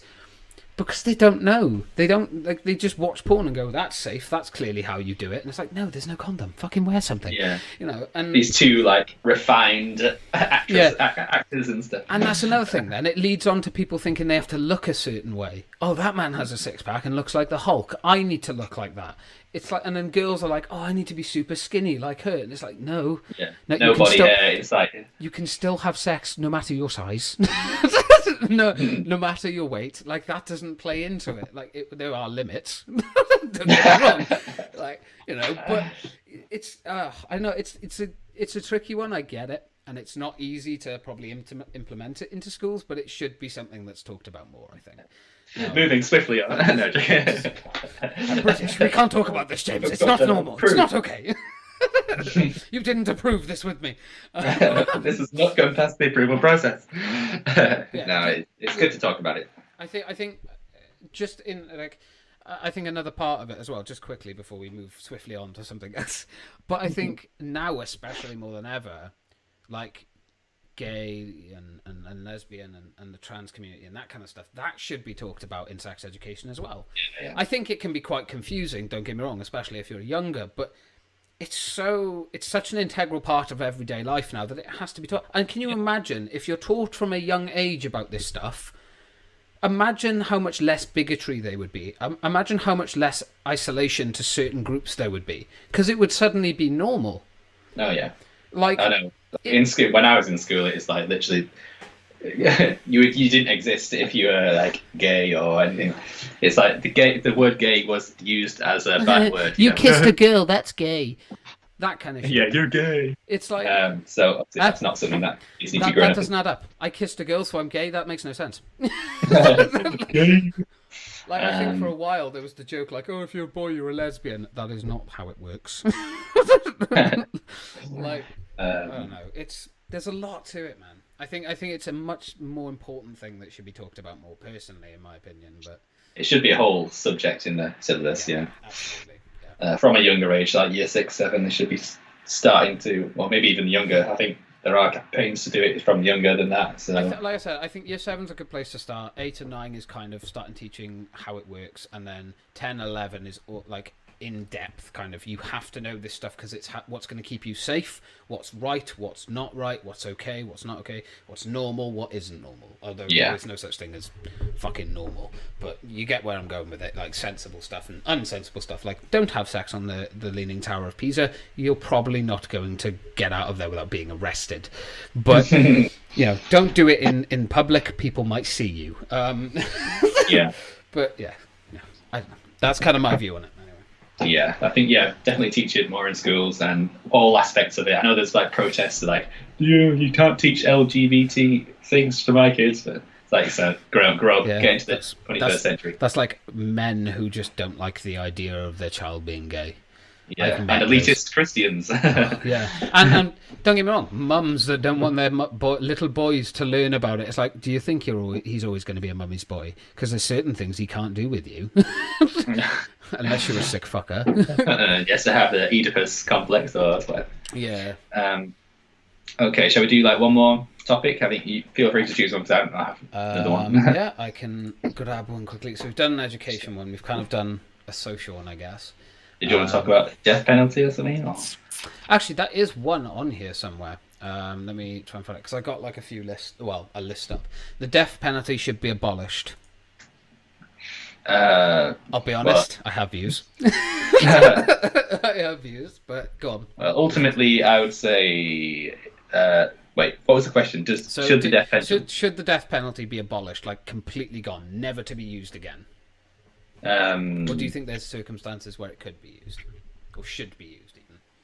I think it doesn't really have a place in society today. But the UK, I know UK, obviously the last death penalty in the UK was in 1964. It was a hanging. Trust I think that there are kind of, I don't know, I was talking to my granddad about it and he was saying, hanging should be brought back because he was a prison officer and he worked at the prison where this last hanging took place. Oh, okay, interesting. I think he was actually, working there at the time. That'd be a fascinating story to hear. So he's very pro not brutality, but strict measures against the prisoners. Yeah.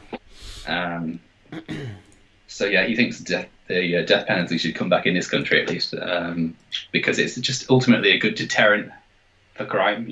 Crime is out of control in this country, and in a lot of areas, yeah. It's just thinking like if you do this, you could be killed. That would be enough to put a lot of people off doing stuff. most people anyway. But yeah, I don't think it has a place in today's society. Kind of a bit outdated. It's a bit barbaric. It's like not really something we should be doing to other humans, in a civilized society. But I mean, I can see the benefits of it being a deterrent, definitely. Yeah. What is your view? Well, I have very specific views because I do agree that I think it is an extreme thing, but I don't think it should be completely abolished now. I think there are certain circumstances which warrant it, and not, I get it, right? Not everyone's going to agree with these, but this is what I believe. I think if you've killed someone, you have no place in society, like at all. If it was manslaughter or self-defense, then fine. You serve your time, you come out, but you've got that on your record. If you are just a straight up murderer, or you're jealous of like your ex or something, so you go out and kill them, fuck you. Like, you do not deserve a place in this fucking world. And quite frankly, you should. You took a human life, so now you don't deserve the rest of yours. I get the idea of like, no, the people should be in prison because they're having their life taken away from them day by day by having to serve the time. Have you seen the sentences they will put someone down for murder? They don't even fucking touch... Some of these sentences don't even touch their lives. It's like, what? You killed someone who was really young, like in their 20s, and you're going to serve maybe 20 to 30 years? And that is counted as like life, isn't it? Which is Fuck. Yeah, that makes no sense to me. So I think if you've murdered someone, no, and it wasn't self-defense or manslaughter. Let me stress that. If you're defending yourself and that person died from the result of you defending yourself, you still should serve time because you did kill someone, but you didn't do it with the intent of, I just want to kill this person. So serial killers, absolutely. Killers, yeah. The tough one for me, and this is the one that I still question to this day, because I don't know whether this is extreme enough, but is I'm gonna say it. Pedophiles, right? They should be killed. I'm sorry, but they should. They should have the death penalty. I don't care. Maybe serve like a certain amount of time in prison and then they have the death penalty, but they should. That is disgusting and despicable. Okay, I get it. Some would argue that it's like an illness. Yeah, no, I get it. And that was the part I was about to get onto, which is, I get it. There are mental health specialists that work in that field to help people. So this is my idea. It'll never get picked up. I'm no one. So, yeah, it's fine. I can give my idea. But put them in jail. If they're caught, put them in jail. If they haven't done it to like 1,000 children, or a fucking high number, I know that's an exaggerative number, but like a high number of children, then put them in a cell, get them evaluated by a specialist who specializes in that field, talks to them, and, you know, if they are unsavable and they are just going to act on these impulses all the time, death penalty. If not, and they can be brought back into society after serving a hell of a long time in prison, but they get the mental health help they need to be a better person and get away from those urges so they can live a healthy, normal life. And also to stress this part as well, if they just have the urges but never act on them but go and get help, then that's fine. You know, as long as they get help and they can live a normal, healthy, happy life, no quarrel with them. It's the people that just repeatedly, over and over and over do it. They shouldn't be allowed to be on this earth. I'm sorry. Yeah. They're hurting kids, and that is not okay. No. It's a tough one. That one is a hard one, right? I get it, because it is like a mental health thing as well, and that's why I suggest, like, if they, and this is something, I get it, there are a lot of people who are like, oh, if they like kids anyway, they should go to jail. That's not how it works. Just get them mental health help, let them have a mental health specialist talk to them, and help them through their illness, so they get better, and they can live a normal life. Fine. That should be enough. You know, but people don't come forward when they need the help with that stuff because they know they're going to get isolated and judged and shit. And even most counsellors will report them. That's the problem with the system that's in place. One of the rules of counselling is if a child is assaulted, you have to report it. Absolutely. But what if a child hasn't been reported and they come to you saying this stuff? Is it like if they fear someone else is going to be hurt by you? At that point, it becomes it's what's called ambiguity. I can't fucking say the words. Ambiguity. Oh fuck. Ambiguity or something like that. I can't say the word. But it's like essentially it comes down to the counsellor. If they think that this person is going to go and offend, they can go and tell the police, and the person will be arrested and valued or whatever. If they even if they've killed someone, it's up to the counsellor. They don't have to tell, but they should. That comes under a moral thing. And most counsellors, like I think it's like 97% or something of counsellors that get told that someone is scared they're going to hurt a child, they'll go and report them. But what if they haven't? You have a opportunity to help this person be able to get out of that habit and get out of that mindset. Teach them why it's not okay. And at least, I know it's a risk because obviously you are essentially letting someone who could be a possible danger to their surrounding back into society. But you have an opportunity to help this person. Do it. Don't just fucking report them, you know, because that's not going to help them. They're going to end up in jail or something, or in some fucking psych ward. That's not going to make them better. You know, they need one-to-one counselling and help if they haven't already hurt or affected someone. Simple. If they've done it already, fuck them. Fucking throw them in jail. Tough shit. You couldn't even be bothered to go and try and get help. You're fucking sick. Otherwise, you know, help the people, you know. Don't just fucking throw them under the bus. Yeah. But that's kind of my view on it, you know. It's a tough one. It's a tough one, but it's... I like tackling and talking about subjects like this. Yeah, they need to be talked about more, otherwise no one will have a clue about what to do with these people. Yeah. Exactly. I think it's an important topic that should be touched on, but I think moving away from sex offenders slightly. Yes, let's move away from that topic. Going back to the prisons, I suppose. I think they definitely need to be a bit more strict in prisons. Like, I mean, have you seen some prisons that basically like hotels? Yeah. Like, the prison needs to be a place where they don't want to be. You know, there's a lot of homeless people and stuff that kind of just want to commit crime to go into prison because it's a nicer place to be. Free bed, free meals.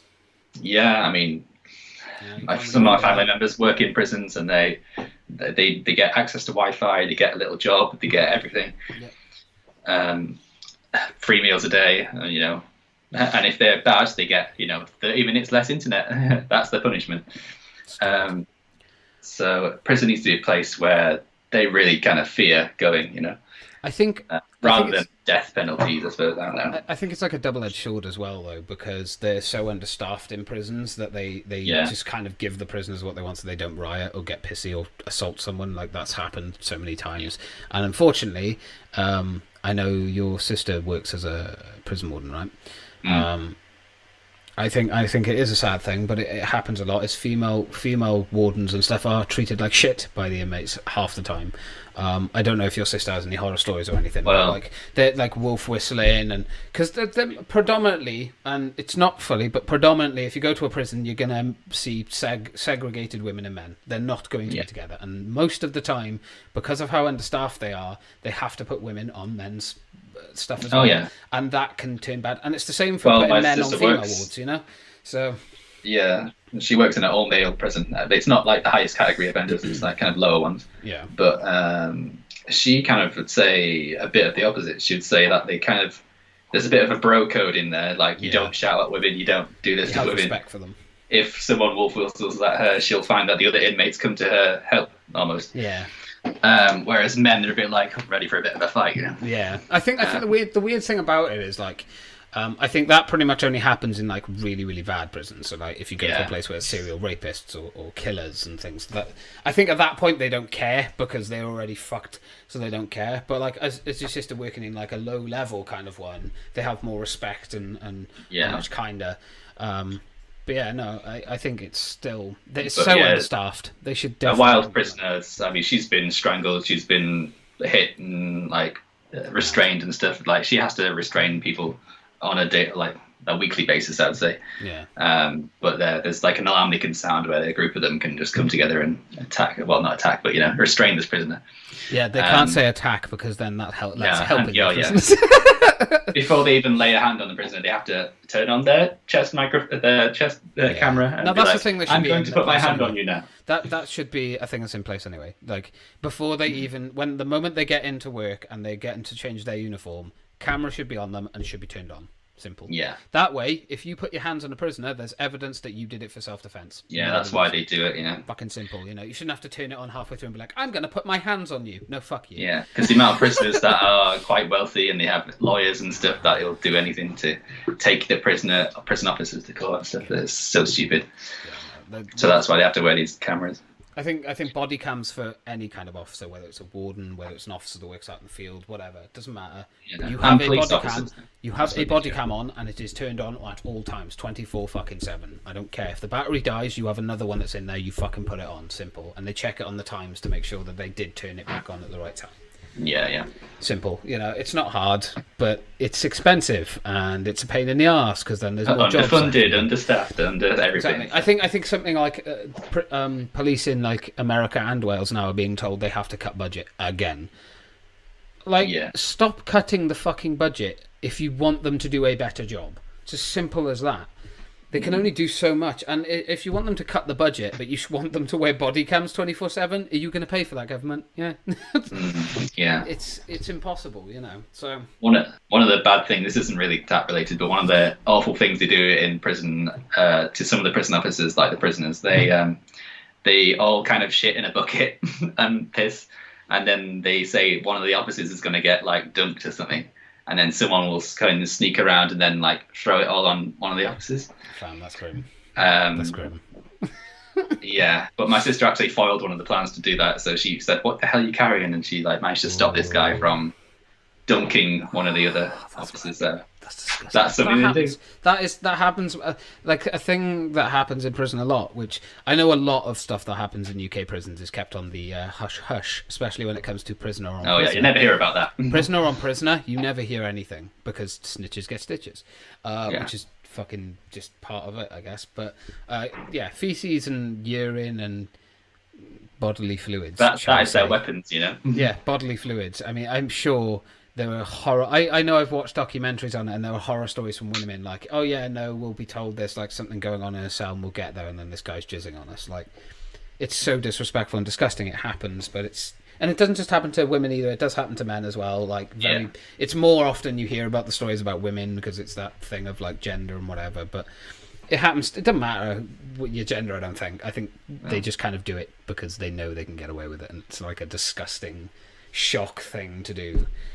But I think isn't that like a rule in prison? They're not allowed to masturbate. Isn't that like a rule or something in certain prisons? I don't really know about that. I think when they're in the private quarters, I think they can do whatever the hell they want. Just make sure you aim into the toilet and use the tissue afterwards and wash your hands. If they mess up their room, then that's their problem. I don't even think about that, man. Yeah, they don't get like a maid service to come in. They have to do it themselves. So Yeah, I mean, no. they have to sleep in that. Essentially, it's kind of like an army camp as well, if you think about it. Like the rules, the restrictions, you have to keep your place tidy. Sometimes the prison officers, if they find out you've done something wrong, they'll come in, fuck your room up, and you got to clean it. Simple.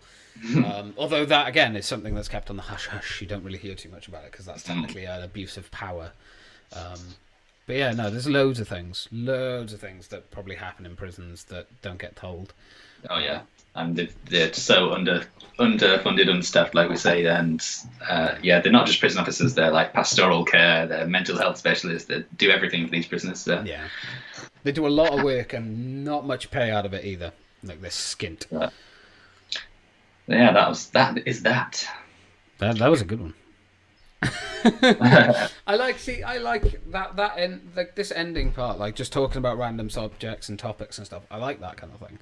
I kind of want to turn this podcast into that kind of thing, as well as still talking about the news and stuff. But that kind of stuff, I don't know how you feel about it, but like yeah, it's good. It's a multitude of everything, then, isn't it? It's like happy stuff, some more serious stuff, some heavy stuff, whatever. But it's a broad base, so it's like we can hit multiple things. It's talking about things like we're interested in as well. So it's like I have been interested in the conspiracy theories as well, but it seems a bit like reading a bit off of Wikipedia. Yeah, and it's tricky. And the one thing that I did learn about conspiracy theories and stuff is like the first 2 weeks that we did it, I spent a lot of time in conspiracy theories, and I still didn't get through everything. Like there was still stuff I missed. There was still stuff I didn't, read through about them.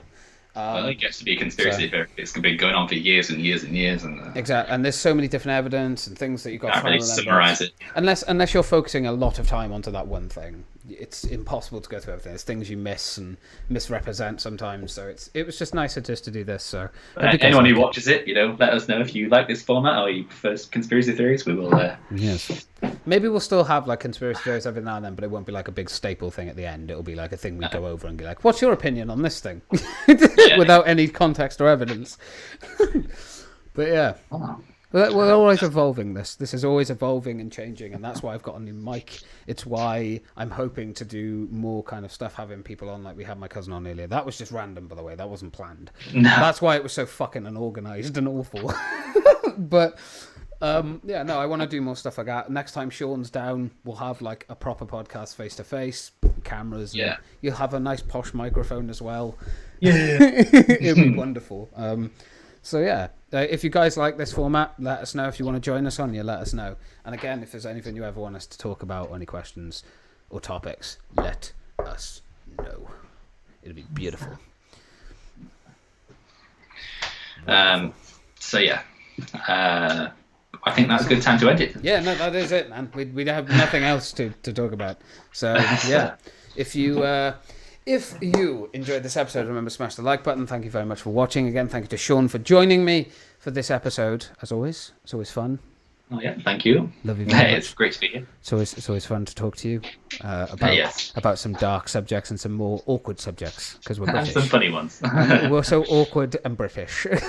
But yeah, Moving swiftly on. I hope you guys enjoyed it. Thank you very much. We'll catch you next week for the next episode of the podcast. This was episode 9, right? Yes. 10 episodes, 10 weeks next week. The anniversary one. Jesus. But yeah, thank you guys. We love you very much, and we will see you in the next one. Peace. Peace and respect, my dudes.